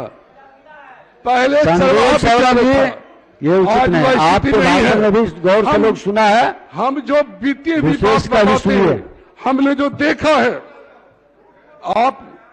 हमने जो देखा उसकी बात हम करते हैं। राज्य में राज्य में जो 7 निश्चय का कार्यक्रम चला, ललित मंडल जी नए सदस्य हैं महोदय, और उस तरफ से माले के जो माननीय सदस्य हैं, लग रहा है बैठे बैठे आसमान में तीर छोड़ रहे हैं। आप लोग भी जब बोलिएगा, इधर के माननीय सदस्य अगर इसी तरह के बैठे बैठे सवाल करेंगे तो आप लोग भी नहीं बोल पाइएगा। तो नए माननीय सदस्य का ध्यान रखिए, और जिस तरह से आप व्यवस्था बना रहे हैं, ये सब लोग बैठे बैठे देख रहे हैं, तो इस तरह की व्यवस्था नहीं होनी चाहिए महोदय। नए सदस्यों को मौका मिलना चाहिए बोलने का। नहीं, अब भाई ये सब बहस की जगह नहीं है। ये सदन की गरिमा के अनुकूल आप लोगों से अपेक्षा रहता है। हाँ, चलिए। अध्यक्ष जी, राज्य में 7 निश्चय कार्यक्रम के अंतर्गत स्टूडेंट क्रेडिट कार्ड हम देखते हैं कि गरीब विद्यार्थी जो पहले किसी तरह से मैंने कंपटीशन का परीक्षा पास करते थे और इंजीनियरिंग में, मेडिकल में एडमिशन नहीं कराते थे, आज उसको सरकार मैंने लोन देती है, क्रेडिट कार्ड दे करके कि जाकर वहां एडमिशन कराइए, और लड़के एडमिशन कराते हैं। सरकार ने घोषणा किया है कि अगर नौकरी लगेगी तो पैसा लौटा दीजिएगा, नहीं तो बिहार सरकार उस पैसा को पेड करेगी। तो ये गरीबों के लिए है ये पैसा। हर घर नल का जल, हर घर तक पक्की नाली तथा नाला का निर्माण कराया गया है। हर घर में भी, हमारा भी घर गांव में है, हर देखते हैं हम लोग कराया गया है। आपको नहीं दिखता है तो आप जानिए। हर घर बिजली की व्यवस्था की गई है। हर घर बिजली की व्यवस्था की गई है। पहले याद कीजिए उस जमाने को जब मोबाइल चार्ज करने के लिए सोचना पड़ता था। आप मोबाइल चार्ज करने के लिए सोचते थे कि किस दुकानदार का जी हुजूरी करे कि हमारा मोबाइल चार्ज हो जाए। आज मोबाइल चार्ज करने की बात मत कीजिए। आज 24 घंटा में अधिकतर माने 23 घंटा तक बिजली रहती है, गांव में भी रहती है। हम गांव से आए हैं, इसलिए विरोध की बात झूठ मत बोलिए। 7 निश्चय फर्स्ट के सफलता से उत्साहित होने के बाद हमारी सरकार ने 7 निश्चय 2 को सामने लाया है, जिसमें पहली बात है युवा शक्ति, जिसकी बात है युवा शक्ति बिहार की प्रगति। इसमें 1153 करोड़ का प्रावधान है।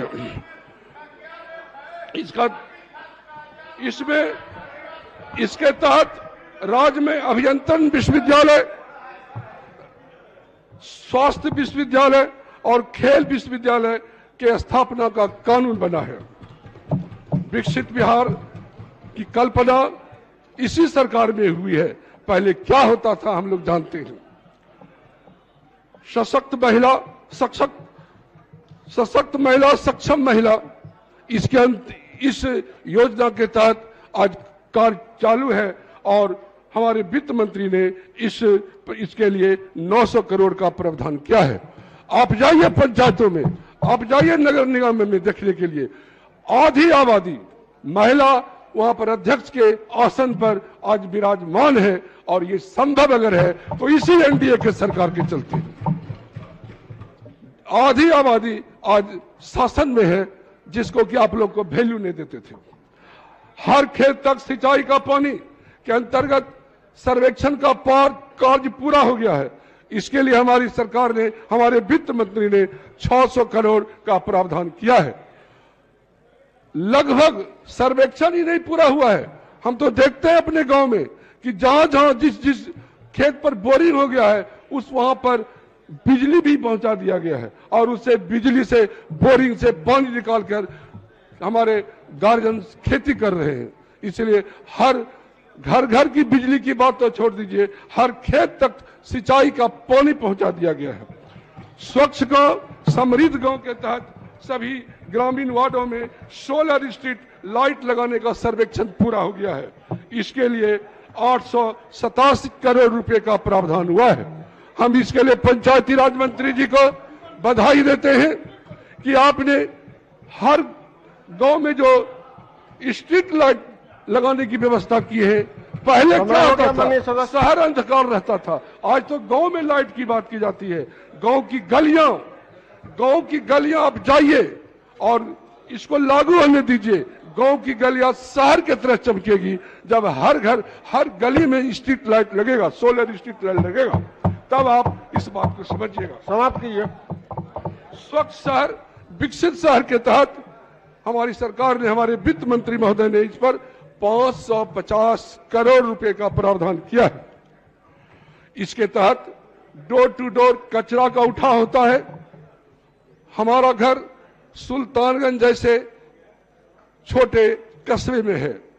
रोज सुबह दरवाजा खटखटा करके आता है, विसिल बजा कर आता है। माननीय सदस्य श्री सूर्यकांत पासवान जी, विसिल बजा कर आता है, यहां से कचरा उठाकर जाता है। 2 मिनट। धन्यवाद। सरकार ने जो बजट पेश किया है, हम समझते हैं ये गरीब विरोधी, किसान विरोधी, मजदूर विरोधी बजट है। महोदय, अभी माननीय सदस्य ने चर्चा की कि शिक्षा के क्षेत्र में हमने बहुत बड़ा काम किया है। आपने किया है, विद्यालय तो बनवाया है, भवन तो चमाचम है, लेकिन उसमें शिक्षक नहीं है। मध्य विद्यालय के टीचर उस 10+2 में जाकर के पढ़ाते हैं। महोदय, ये सरकार का हालचाल है, ये सब लोग जानते हैं। महोदय, आज 15 साल, आप 20 साल की बात मत कीजिए। किसान की बात चर्चाएं कर रहे थे, जो हम हर खेत को पानी, हर खेत पर बिजली पहुंचा दिए हैं। महोदय, बिजली कनेक्शन पहुंचा दिए हैं, लेकिन बिजली बिल का क्या हाल चाल है हमारे सरकार का, इस पर कोई मॉनिटरिंग नहीं है। बिजली बिल तरफ सरफ आता है। हम एक बल्ब जलाते हैं और जो एक फैक्ट्री चलाते हैं उसके बराबर एक बल्ब जलाने वाले लोगों को बिल आता है। महोदय, इस पर सरकार का कोई नियंत्रण नहीं है। आज रोजगार की बात करते हैं,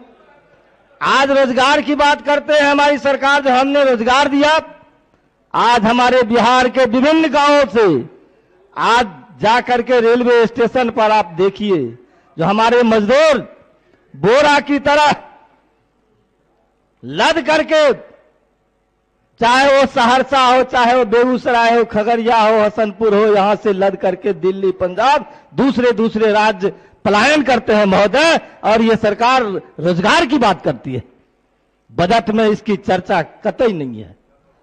महोदय, आज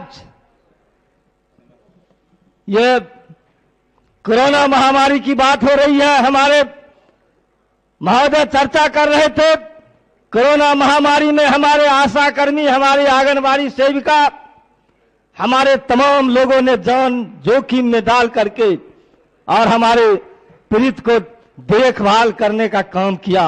लेकिन आज उनको जो पारिश्रमिक होनी चाहिए, सरकार कहती है हम न्यूनतम मजदूरी देंगे, लेकिन आज हमारे आशा कर्मी को न्यूनतम मजदूरी 1,000 रुपया मिलता है। क्या वो 1,000 रुपया न्यूनतम मजदूरी है? महोदय, ये बजट में प्रावधान नहीं किया गया है। जो हम आशा कर्मी, आंगनबाड़ी सेविका और मध्याह्न भोजन कर्मी जो विद्यालय में बच्चों को भोजन खिलाने का काम करती है, वैसे लोगों के लिए प्रावधान नहीं किया गया है, न्यूनतम मजदूरी देने का प्रावधान नहीं किया गया है। महोदय, मैं आसन के माध्यम से हम आग्रह करना चाहता हूं कि इन तमाम लोगों को न्यूनतम मजदूरी देने की बात हो। माननीय सदस्य श्रीमती ज्योति देवी जी।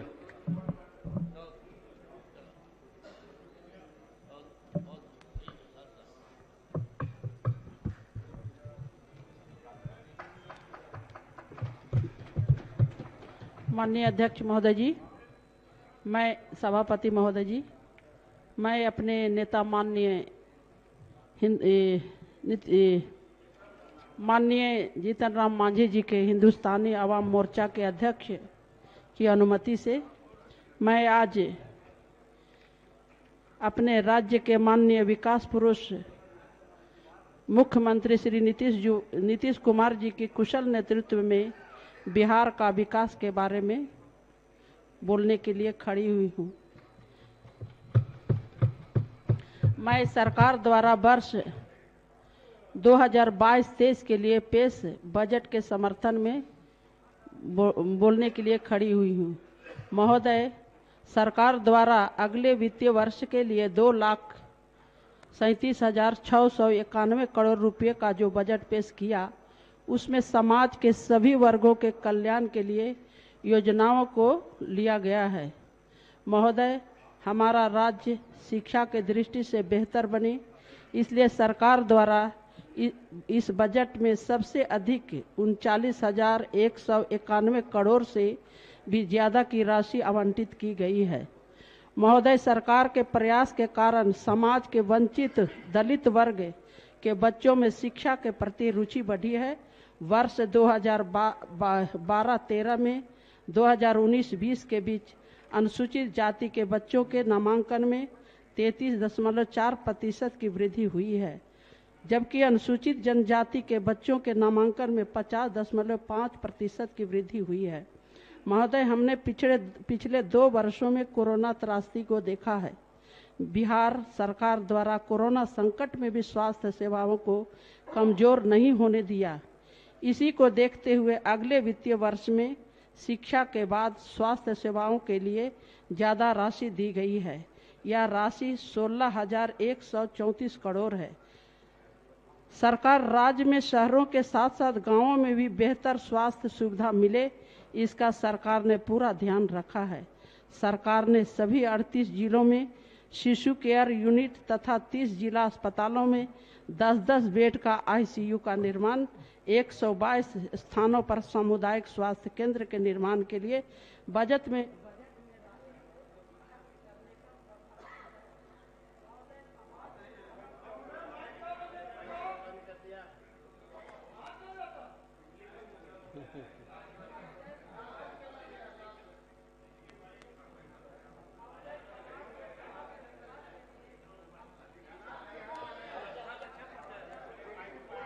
माइक ठीक करो, माइक।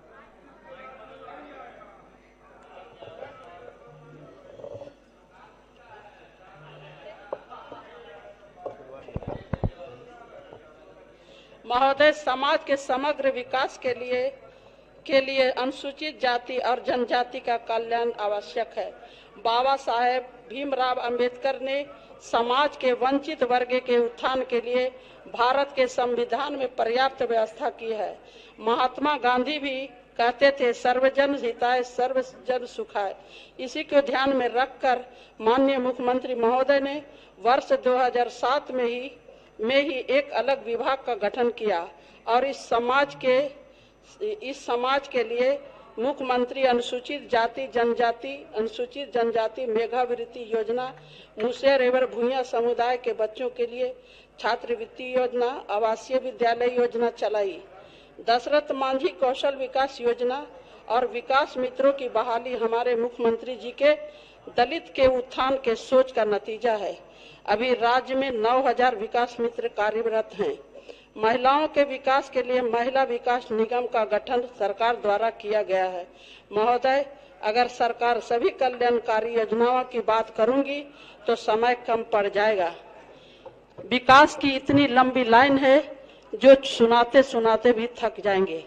अंत में मैं इतना ही कहना चाहूंगी कि वित्तीय वर्ष 2022-23 के लिए सरकार के द्वारा पेश किया गया वैसा बजट है जो न केवल शिक्षा, स्वास्थ्य बल्कि आधारभूत संरचना के विकास के साथ साथ रोजगार के सृजन में भी महत्वपूर्ण योगदान करेगा। कोरोना संकट के बाद भी वित्तीय अनुशासन का पालन करते हुए जिस तरह का बजट सरकार द्वारा पेश किया गया है, उसके लिए हमारे माननीय विकास पुरुष मुख्यमंत्री महोदय तथा उप मुख्यमंत्री महोदय दोनों ही बधाई के पात्र हैं। इन्हीं शब्दों के साथ मैं समाप्त करती हूँ। माननीय सदस्य श्री रामविलास कामत जी, थोड़ा सा बचा होगा सर, इसको शामिल कर भिजवा।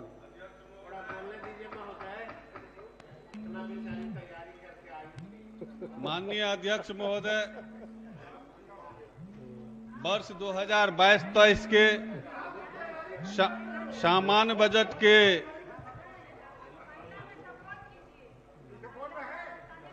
विमर्श में आपने हमें समय दिया, इसके लिए मैं आपके प्रति आभार व्यक्त करता हूं।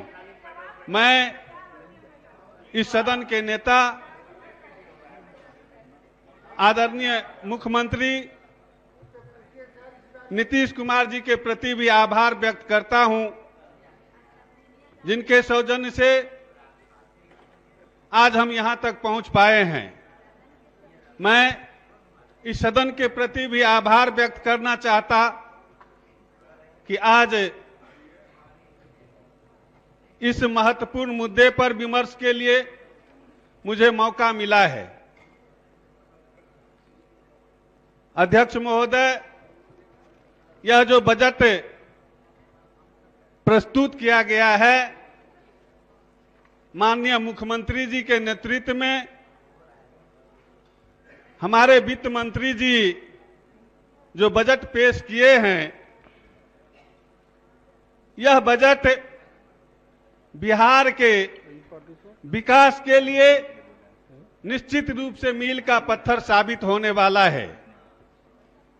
माननीय अध्यक्ष महोदय, आज जो यह बजट पेश की गई है, जिसका आकार 2.37 लाख करोड़ है, आज यूं ही इतनी आकार की बजट नहीं हो गई है। 2005-6 से अगर हम देखेंगे तो साल दर साल बढ़ते बढ़ते यह बजट यहां तक पहुंची है। अध्यक्ष महोदय, यह जो बजट सरकार के द्वारा अभी पेश की गई है, इस बजट में सबसे अधिक प्रावधान शिक्षा विभाग के मद में किया गया है। शिक्षा विभाग में 39,191 करोड़ का प्रावधान किया गया है। फिर स्वास्थ्य विभाग के लिए 16,134 करोड़ रुपए बजट की प्रावधान की गई है। उद्योग पर 1,643 करोड़ और कृषि पर 7,712 करोड़ की प्रावधान इस बजट में की गई है।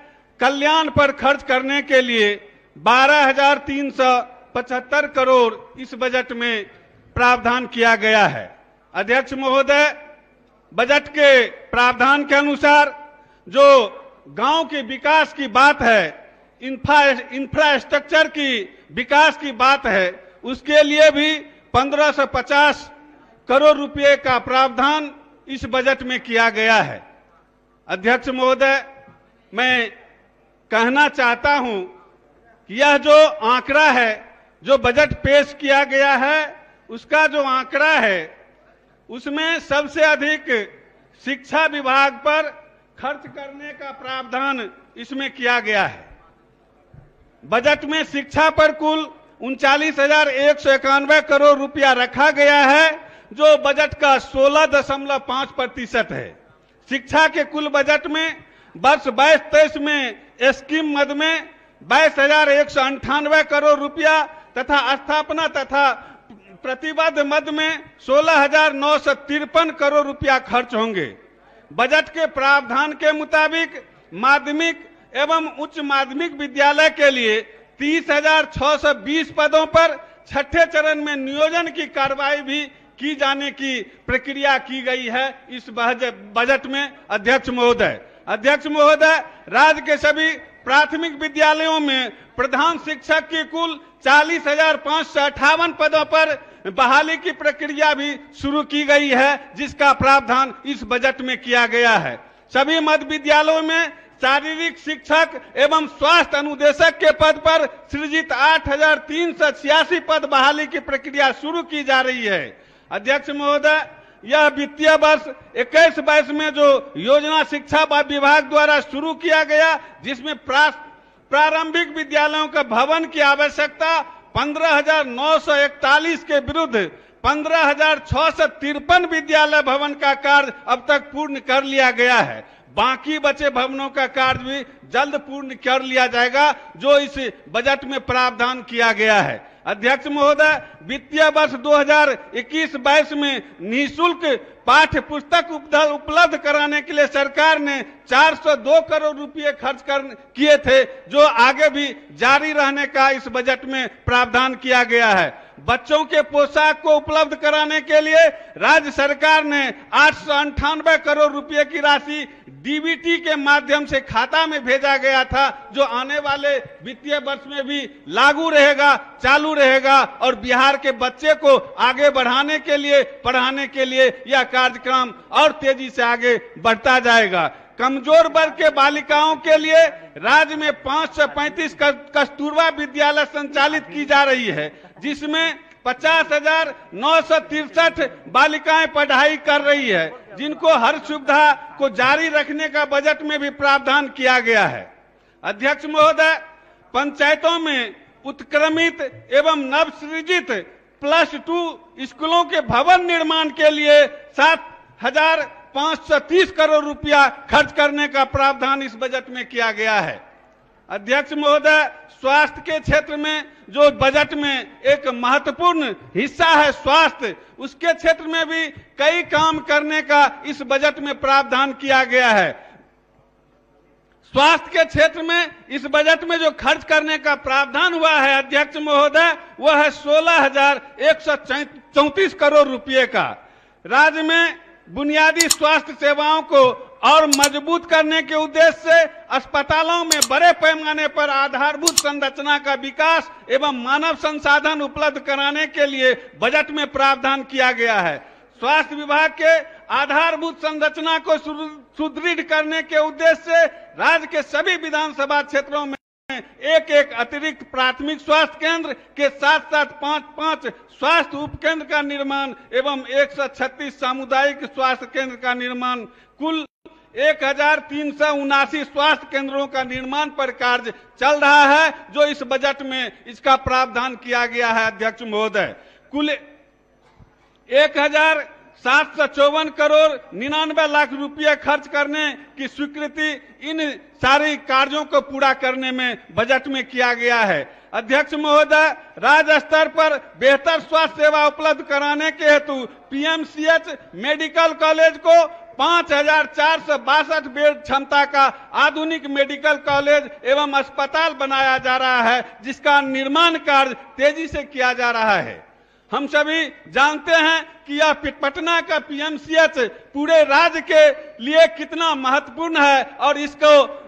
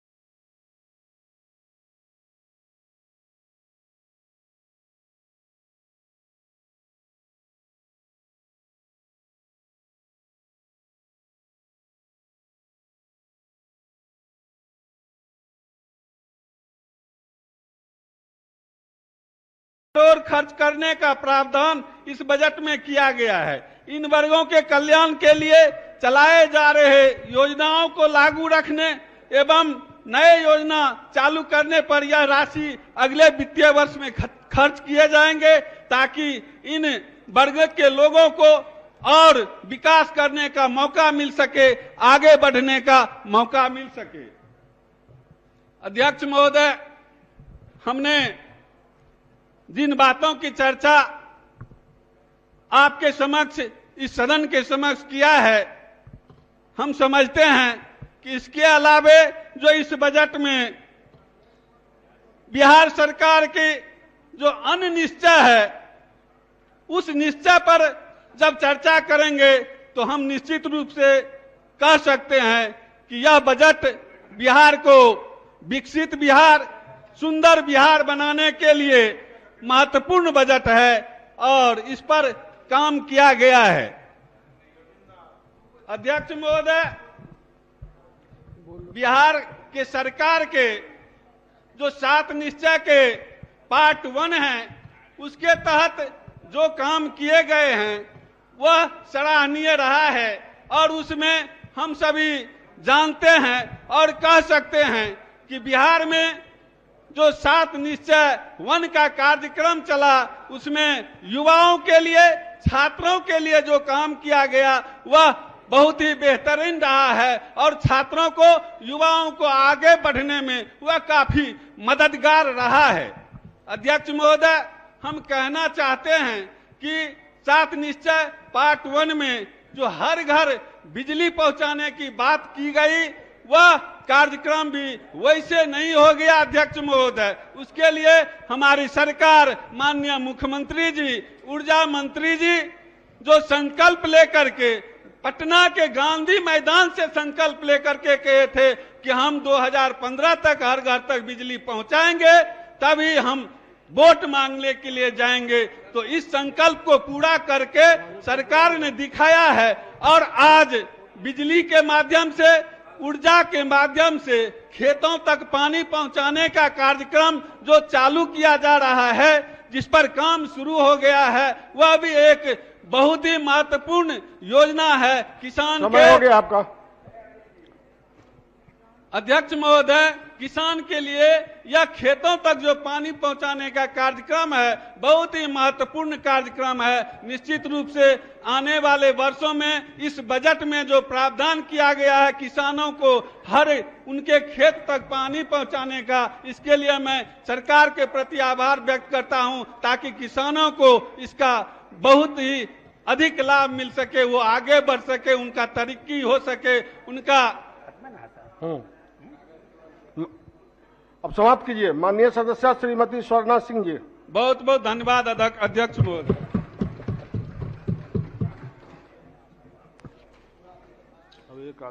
माननीय अध्यक्ष महोदय, आज मैं बिहार विधानमंडल के इस सत्र के माननीय वित्त मंत्री श्री तारकिशोर प्रसाद जी द्वारा वित्तीय वर्ष 2022-23 का बजट पर अपने पार्टी की ओर से अपना विचार को आपके समक्ष रखने के लिए उपस्थित हूँ। अध्यक्ष महोदय, वर्ष 2022-23 में 6 सूत्रों का बजट प्रस्तुत किया गया है। महोदय, लगातार 2 वित्तीय वर्षों कोरोना महामारी की चपेट में रहे देश की आर्थिक स्थिति भी खराब हुई। बिहार का भी विकास दर गिरा, अनुमान 10.38 का था और 2020-21 में विकास दर 2.5% रहा। बिहार में पॉजिटिव ग्रोथ रेट बना रहा। बजट के अनुसार पूरा दौर पार हो गया और अब विकास की ग्राफ तेजी से ऊपर बढ़ेगा। सरकार द्वारा वर्ष 2022-23 में स्वास्थ्य सुविधाओं को बेहतरीन बनाने के लिए 16,000 करोड़ से ज्यादा रुपए का प्रावधान किया गया है। सरकार ने लोगों के जीवन को छूने वाले एवं बिहार को प्रगति पथ ले जाने वाले 7 निश्चय 2 के लिए 5,000 करोड़ के बजट का प्रावधान कर अपना संकल्प दोहराया है। महोदय, शिक्षा के क्षेत्र में नवाचार, गुणात्मक एवं आधारभूत संरचना मजबूत करने के लिए काम की जाएगी। कुल बजट का 16.5% खर्च शिक्षा पर किया जाएगा। महोदय, सरकार राज्य में निजी निवेश एवं उद्योग को बढ़ावा देने के लिए लगातार प्रयासरत है। मुख्यमंत्री जी उद्योगी योजना के अंतर्गत वंचित वर्ग को सर्वोच्च प्राथमिकता दी गई है। इस वित्तीय वर्ष में उद्योग एवं उद्योग निवेश मद में उल्लेखनीय वृद्धि किया गया है। आने वाले वर्षों में इसका असर रोजगार बढ़ाने में दिखेगा। अध्यक्ष महोदय, हमारे माननीय मुख्यमंत्री जी नीतीश कुमार जी किसानों को खुशहाल देखना चाहते हैं। किसानों की आय वृद्धि करने पर भी सरकार का फोकस है। सरकार द्वारा 54,000 बाजार प्रांगण को विकसित करने के लिए 2046 करोड़ रुपए खर्च करेगी। दलहन और तिलहन की उपज को बढ़ाने के लिए सरकार किसानों को दलहन और तिलहन की बीज भी फ्री में उपलब्ध कराएगी। महोदय, बिहार की आत्मा गांव में बसती है और 80% जनसंख्या गांव के ही निवासी हैं। इसके लिए राज्य सरकार ग्रामीण अर्थव्यवस्था को मजबूत करने एवं ग्रामीणों को विश्व स्तरीय सुविधा प्रदान करने के लिए लगातार काम कर रही है, जिसके लिए सड़क, बिजली, शिक्षा, स्वास्थ्य, स्वच्छ जल इत्यादि के क्षेत्र में बजट को बढ़ाया गया है। सभी गांवों में सरकार द्वारा 16 स्ट्रीट लाइट लगाई जाएगी। सरकार ने इसी के लिए समुचित धन उपलब्ध कराया है। महोदय, हमारी सरकार अनुसूचित जाति, अनुसूचित जनजाति, पिछड़ा वर्ग, अति पिछड़ा वर्ग, अल्पसंख्यक वर्ग, महिलाओं एवं बच्चों के कल्याण के लिए तन मन धन से कार्य कर रही है। साथ ही दिव्यांगजनों, वृद्धजनों एवं अनावांछित वर्गों के हितों के संरक्षण एवं कल्याण राज्य सरकार की प्राथमिकता है। माननीय उप मुख्यमंत्री सह वित्त मंत्री जी ने इसमें पूरा ध्यान रखा है। महोदय, वर्ष 2020 से महामारी एवं आर्थिक मंदी के बावजूद सरकार अपने विवेक से राज्य कोषीय प्रबंधन के द्वारा राज्य में वित्तीय असंतुलन नहीं होने दिया। इस विपरीत परिस्थिति में राज्य सरकार ने केंद्र सरकार से मिलकर जनता के लिए अनेकों जन उपयोगी योजना का क्रियान्वयन किया है। वित्तीय वर्ष 2022-23 के बजट के द्वारा राज्य की वित्तीय स्थिति मजबूत एवं सतत रखने का प्रयास किया गया है। अब हम सभी को इस आवंटित राशि का पूर्ण सदुपयोग हो, इसके लिए सतत प्रयास करना है। पुनः मैं उप मुख्यमंत्री सह वित्त मंत्री जी को बहुत बहुत धन्यवाद देती हूँ। धन्यवाद। माननीय सदस्य डॉक्टर सत्येंद्र यादव जी।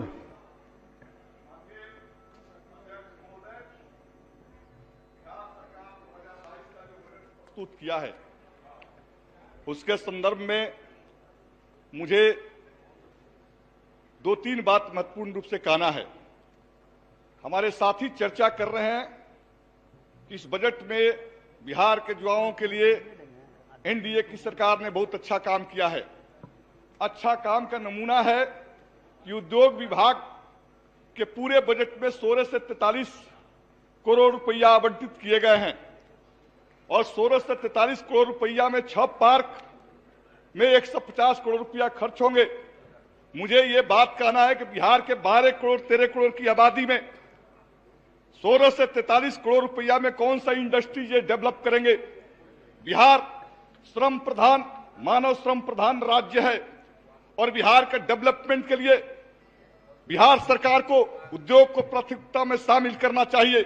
लेकिन सरकार के लोग जितने भी भाषण कर रहे हैं, उद्योग सरकार के निगाहों में प्राथमिकता में नहीं है और इसलिए मैं कहना चाहता हूं कि सरकार को उद्योग को प्राथमिकता में लेना चाहिए और 16 से 43 करोड़ का जो बजट है उसको बढ़ाने की जरूरत है।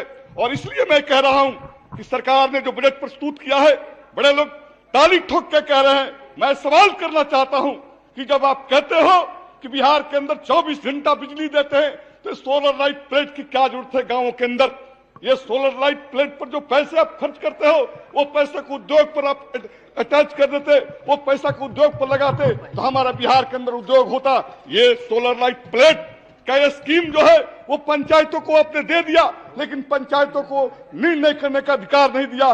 वो निर्णय होगा ब्रेडा से और उस कंपनी कौन लगाएगी ये सब लोग कुछ दिनों के बाद जानेंगे। इसलिए मैं कहना चाहता हूं कि सरकार का जो बजट है वो कंट्राडिक्टिंग बजट है।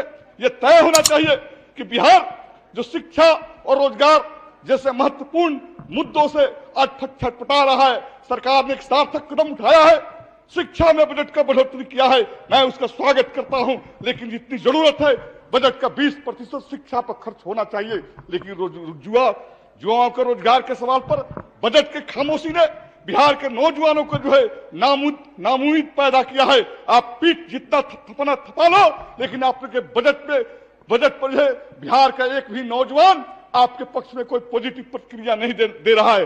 इसके साथ मैं कहना चाहता हूं कि आप सब विधायक यहां बैठे हुए ये चर्चा कर रहे हैं ग्रामीण कार्य विभाग का। सबकी विधायक का बोर्ड लगते हैं, प्लेट लगते हैं रोडों पर।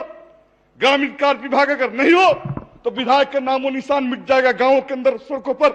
क्या है 1,25,000 किलोमीटर सड़कें जो है मेंटेनेंस के लिए है। 60,000 किलोमीटर जो है सड़कें जो है 5 वर्षीय प्लान से पार कर चुकी है। इन्होंने बजट दिया। माननीय उप मुख्यमंत्री जी से मैं आग्रह करना चाहता हूं, विचार करने की जरूरत है। 2,000 करोड़ रुपया मेंटेनेंस पे एमआरपी इन लोगों ने दिया है और 2,000 करोड़ रुपया में जो 60,000 किलोमीटर सड़कों का निर्माण नहीं हो सकता। और इसलिए आप विकास की बात कर रहे हैं, ग्रामीण कार्य विभाग के अंदर पैसे नहीं होंगे, गांव के सड़कें नहीं बनेगी। और इसलिए मैं कहना चाहता हूं ये बजट असंतुलित है, ये बजट अपने आप में अंतर्विरोधी है और इसलिए इसको सुधारने की जरूरत है। जहां तक कृषि की बात चर्चा चल रही है, बिहार सरकार कृषि के डेवलपमेंट के लिए जोर जोर से ताली पीट रही है। बिहार के कृषि किसानों के बेसिक प्रॉब्लम्स क्या है? चले जाइए गंगा के उस पार, जिला के 1/3 हिस्से में जल जमाव की समस्याएं हैं। जल जमाव का निस्तारण करने की जो योजना होनी चाहिए वो योजना नहीं है। हम कई वर्षों से लगे हैं, हमसे पहले के विधायक भी और उससे पहले के भी विधायक छटपटाते रहे। जो सारण जिला के अंदर, सारण प्रमंडल के अंदर जो जल जमाव की समस्या है उसका निदान के लिए बजट में इलेक्ट्रिशियन होना चाहिए। लेकिन बजट का असंतुलित खर्च के चलते गंगा के उस पार के इलाकों को हम जल जमाव से मुक्ति नहीं दिला सके। जल जमाव से मुक्ति देते, उसको बजट खर्चा करते तो खेती में उन्नति आती, खेती में पैदावार बढ़ते। लेकिन आपकी प्राथमिकता में जो है वो नहीं है और जिसके चलते कृषि डेवलप नहीं हो रहा है। आप कह रहे हैं कृषि विकास और किसानों का आमदनी, कौन सा डीबीटी योजना चल रही है?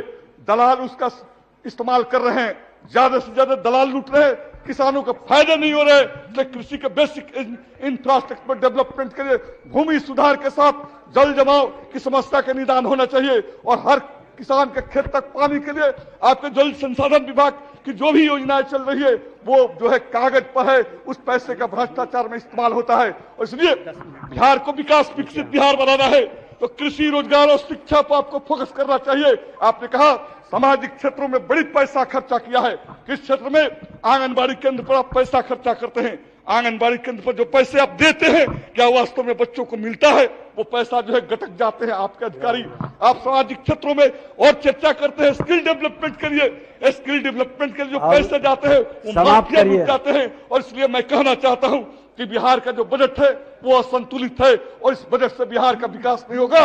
मुट्ठी में अफसर, बेईमान और भ्रष्ट लोग, ठेकेदारों के हाथ में इस बजट की बड़ी राशि जाएगी। इसलिए सरकार को पुनर्विचार करना चाहिए और उद्योग विभाग के बजट में बढ़ोतरी करना चाहिए। इसके साथ ग्रामीण कार्य विभाग के बजटों में भी बढ़ोतरी करके सड़कों का निर्माण करना चाहिए। और स्ट्रीट लाइट, मैं सख्त इतराज जताना चाहता हूं जो आपने स्ट्रीट लाइट का प्रोग्राम लिया है। अब समाप्त करिए कि 24 घंटा बिजली देते हैं, माननीय तो आपके बात पर कायम रहिए।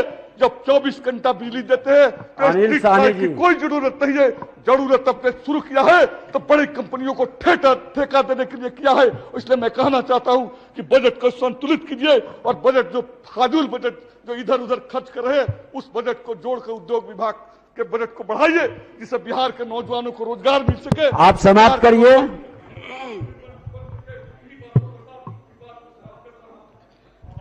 अध्यक्ष महोदय, ये बजट जो लाया गया है और हमारे माननीय वित्त मंत्री द्वारा जो रखा गया है, यह बजट सरासर गरीब विरोधी है, किसान विरोधी है, मजदूर विरोधी है, अति पिछड़ा विरोधी है, मछुआ विरोधी है। यह बजट से मैं आपको बता देना चाहता हूं कि यह जो गीत गा रहे हैं माननीय वित्त मंत्री जी, ये गीत पुराना गाते हैं, ये गीत पुराना गाते हैं, बिहार के गरीबों नौजवानों को भरमाते हैं और दिग्भ्रमित करने का काम करते हैं। जिस प्रकार से इन्होंने इस बजट को लाया गया है, इसमें बताया गया है कि कृषि पर 29,000 करोड़ रुपया खर्च करेंगे। तो 29,000 करोड़ रुपया आप कहां खर्च करेंगे? वो आपका जो कृषि का जो पदाधिकारी बैठा हुआ है,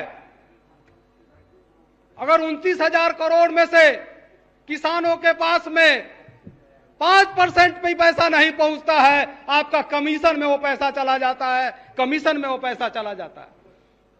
आप कहते हैं कि 29 करोड़ देंगे किसान और मजदूर।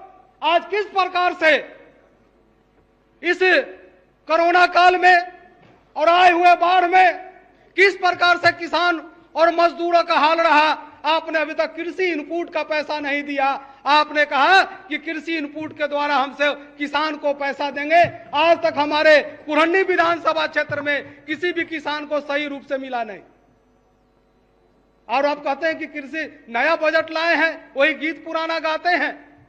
और आपने कहा कि शिक्षा पर 39,000 करोड़ रुपया खर्चा करेंगे। तो 39,000 रुपया करोड़ कहां पर खर्चा करने जा रहे हैं आप? अभी तक हमारे ही क्षेत्र में कई जगह देखिए बड़े बड़े बिल्डिंग बन गए, मगर बच्चों के लिए शौचालय नहीं है।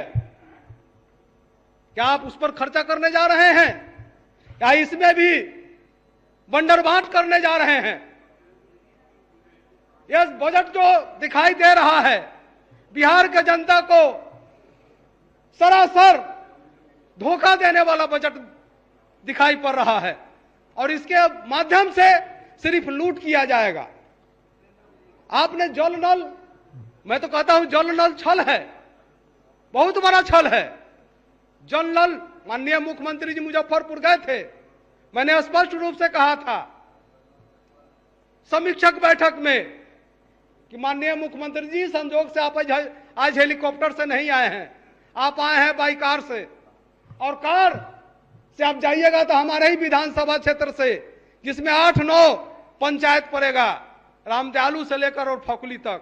आप माननीय मुख्यमंत्री जी, आप किसी भी पंचायत में जाकर आप देख लीजिए कि जल नल का क्या हाल है। तो बजट आप दे रहे हैं तो आप जल नल में आप किस प्रकार से, जो जल नल का मेंटेनेंस कौन करेगा? मेंटेनेंस करने के लिए पैसा आप दीजिए, मेंटेनेंस कर, ताकि हम लोग जो विधायक हैं जहां भी जाते हैं, और हमारा सत्ता पक्ष और विपक्ष भी सभी विधायक यहाँ पर बैठे हुए हैं, आप लोग भी दिल पर हाथ रख के बोलिए कि आपके जनता कहती है कि नहीं कि जल नल फेल हो गया है, हमें चापाकल चाहिए। बोलता है कि नहीं कि हमें चापाकल चाहिए? तो आप तो जल नल छल कर इस बिहार को छलने का काम किया है। आप छलिया हैं। आप जो है सो इस बिहार के गरीब जनता को, शोषित उपेक्षितों को जिस प्रकार से आपने ठगने का काम किया है, यह जनता माफ करने वाली नहीं है। आप जो है सो कह रहे हैं कि स्वास्थ्य पर हम जो है सो 16,000 करोड़ रुपया देंगे। कहीं पर दवाई नहीं, कहीं पर खटाई नहीं, और कहीं पर बेड नहीं। हमारा जो लूट हो रहा है पारस हॉस्पिटल में, पारस कोई देखने वाला कोई नहीं है कि कोई संजोग से उसमें चला गया जान बचाने के लिए, तो 10-20 लाख रुपया दे देता है, और उसके बाद जब कहता है कि अब पेशेंट को दूसरा जगह ले जाइए, तो विधायकों के पास, आप लोगों के पास भी जाते होंगे मरीज के लोग कि वहां से तनी पीएमसीएच में भेजवा दीजिए, तो हमको जो है सो इंदिरा गांधी में भेजवा दीजिए, तो एम्स में भेजवा दीजिए। पैसा खत्म हो जाता है। जब पैसा से लुटाया जाता है पारस में, तो इसको भी देखने वाला कोई नहीं है। इस बजट में जांच करने का भी प्रक्रिया रखिए कि आपका कितना कितना पैसा लूटा जा रहा है, यह कोई किया नहीं जा रहा है। वहीं पर आपने जो मत्स्य और पशुपालन, आज मछुआरा समाज के लाखों, निषाद समाज के, मल्लाह समाज के, जो जलकर से उनका जीवन चलता है,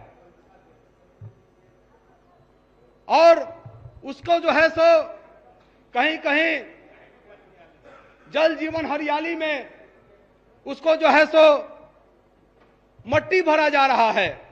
आज ये लाखों मछुआरे, लाखों मल्लाह निषाद के लोग आज जो है सो जिनका परंपरागत मछली पालन करने का और मछली पर आधारित रहने का जो काम था, आज उस पर रोक लगता जा रहा है। आप उसके लिए कोई बजट नहीं प्रावधान किए, आपने कोई बजट में इसका प्रावधान नहीं किए कि जो इसका रोजी रोटी परंपरा है वो जो है सो कहां जा रहा है।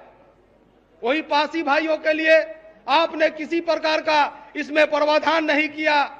आपने कि उनका बजट है, जो परंपरागत पासी भाई थे, जो पेड़ पर चढ़ कर तारी उतारते थे, माननीय मुख्यमंत्री कहते हैं कि नीरा का उत्पादन कीजिए, तो नीरा का उत्पादन करने के लिए आपने कोई बजट नहीं दिया। आप जो है सो उस पासी समाज के लोगों को, पासी समाज के लोगों से आप जो है सो तारी को खरीद लीजिए और उसका आप नीरा बनाइए, आप मार्केट में बेचिए। आज जो उनका परंपरागत जो पासी समाज जो ऊपर 20 फीट ऊपर जाता है और 50 फीट ऊपर जाकर तारी से तार उतारता है और नीचे से जो है सो मछली निकालता है मल्लाह, आज मल्लाह और पासी का जो समीकरण था वो आपके इस कारण से खत्म होता जा रहा है और लोग पकड़ा पकड़ा के जेल में जा रहे हैं, जेल में जा रहे हैं। आपने प्रावधान नहीं किया, माननीय वित्त मंत्री जी, आपने प्रावधान नहीं किया कि पासी समाजों का जो इसमें आप जो नीरा बनाइएगा, नीरा के लिए फैक्ट्री कहां कहां खोल रहे हैं, उसमें कितना करोड़ रुपया नीरा बनाने के लिए आप दे रहे हैं। नीरा बनाने वाले लोगों के लिए, पासी समाज के लिए आप जो है सो नीरा उद्योग खोलने के लिए आप उनके परंपरागत जो काम करते थे पेड़ पर से उतारे, आप उसी जगह उसे खरीद लीजिए, आप खरीद लीजिए उनसे। तो मैं आपको कहना चाहता हूं माननीय वित्त मंत्री महोदय कि आने वाले दिनों में जो सभापति महोदय, बड़े अध्यक्ष महोदय, आपके माध्यम से मैं इस सरकार को आगाह करना चाहता हूं कि गरीब और गुरबा का जो आप सताने का काम कर रहे हैं, आप जो उसको पेट पर लात मारने का काम कर रहे हैं, वो ज्यादा दिन चलने वाला नहीं है। नहीं कहाँ है पार्टी, है पार्टी समाज का, समझे? तो वो जो है सो सभा ये जो बजट जो प्रावधान किया गया है और इसमें यह कहा गया है कि 2023, 22 और 23 के बजट पर 2,37,691 रुपया का जो आपने यह पेश किया है, यह जो लगता है कि सिर्फ बंदरबाट करने के लिए पेश किए हैं और इससे किसी आने वाले बिहार के लोगों को, जैसे आप इस 15 सालों से जो बजट पास कर रहे हैं वो जो है सो कहीं पर आपका दिखाई नहीं पड़ता है। कोई गरीब के घर में, झोपड़ी वाले के घर में किसी प्रकार का कोई जो है सो वहां पर आपका इस बजट के माध्यम से किसी प्रकार का लाभ नहीं पहुंच रहा है। ये हम लोग अपने क्षेत्र में ही देखते हैं। और सुनिए, आपको जो मैं कहना चाहता हूं, देखिए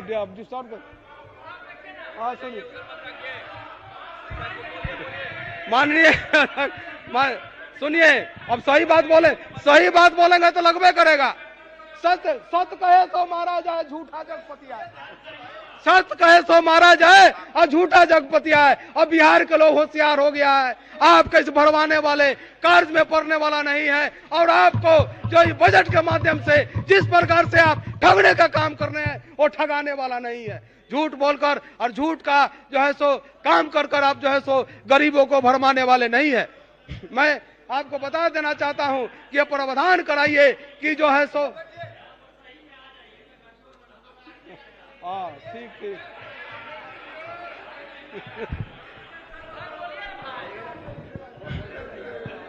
आपका समय अब समाप्त हो रहा है। आप लोगों को तो बोलना चाहिए। सत्य कहना अगर बगावत है तो समझो हम भी बागी हैं। सत्य कहने का हिम्मत आप में नहीं है, सत्य सुनने का भी हिम्मत नहीं है, सत्य की ओर जाने वाले नहीं है। आप जो है सो जिस प्रकार से ये बजट बनाए हैं वो गरीब विरोधी है, जो मजलूम विरोधी है, किसान विरोधी है, हमारा जो है सो नौजवान विरोधी है, बेरोजगारी में जो मर रहा है। इनका समय और बढ़ाया जाए क्या? नहीं छोड़िए, इन्हीं आपका बताइए, इनका समय और बढ़ा दें। 19 लाख रोजगार पर कुछ नहीं बोले, उसमें कितना बजट दे रहे हैं? 19 लाख बेरोजगार जो मर रहा है, जो आज जो है सो सड़कों पर जब जाते हैं राज्यपाल के यहाँ धरना देने, मुख्यमंत्री के यहाँ धरना देने, तो लाठी से पीट के भगाया जाता है। उस पर भी कुछ बजट रखना चाहिए था कि गरीब नौजवान जो रोड पर भुखमरी का शिकार अब आपका समय समाप्त हो रहा है। मैं इन्हीं चंद शब्दों के साथ मैं आपको सुझाव देता हूं कि गरीब नौजवान बेरोजगारों के प्रति भी आप जो है सो इस पर विचार कीजिए और उनको नौकरी दीजिए, 19 लाख नौकरी दीजिए। बजट पर सामान्य विमर्श कल भी जारी रहेगा। माननीय सदस्यगण, आज दिनांक 3 मार्च 2022 के लिए स्वीकृत निवेदनों की कुल संख्या 40 है। अगर सदन की सहमति हो तो इन्हें संबंधित विभाग को भेज दिया जाए। अब सभा की बैठक शुक्रवार दिनांक 4 मार्च 2022 को 11 बजे पूर्वाह्न तक के लिए स्थगित की जाती है।